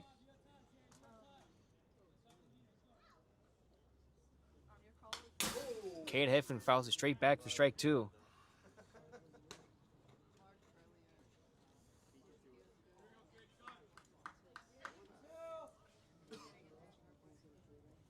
Cade Heflin in 7 games is currently batting .238, 4 RBIs, 4 runs, and 2 stolen bases. And a swing and a miss for strike 3 to end the game. Total score of 12-2. Now the Seagulls did have their chances when some of the Merchant pitchers were losing command, hitting batters, walking batters 3 consecutive back in the 7th inning, and they weren't able to do anything with it. It looked like they had the momentum shifting in their way. It could have brought down the deficit, but as we said, they couldn't get anything done. And with the defense, the pitching used to be the big question mark, but now it's the defense as they put up a whopping 7 errors. Owen, what do you think you saw tonight that that made a difference that could have made? Yeah, I just saw that the Merchants, after coming back and breaking the tie last night against the Walnut Creek Crawdads, they were heading into the 9th inning 4-4. They have a 3-run inning. 7-4 was your final, and now they go into tonight. But now that will make 6 straight losses, making them 2-6. Still in the bottom of the barrel in the standings, but nonetheless, it is still early on in the season, and they still have the chance to go up in the standings if they start. They would have to turn around as soon as possible because getting losses early is just going to make it a lot harder going on. Yeah, and we'll see how they respond tomorrow night when they play the Merchants once again, and we'll see what the Seagulls can do with their lineup and with their pitching staff, how they improve after their struggles today. Well, there you have it, folks. The Seagulls did end up losing another game, 12-2, and we'll see you next time. Thank you for tuning in. This is Johnny Maldonado.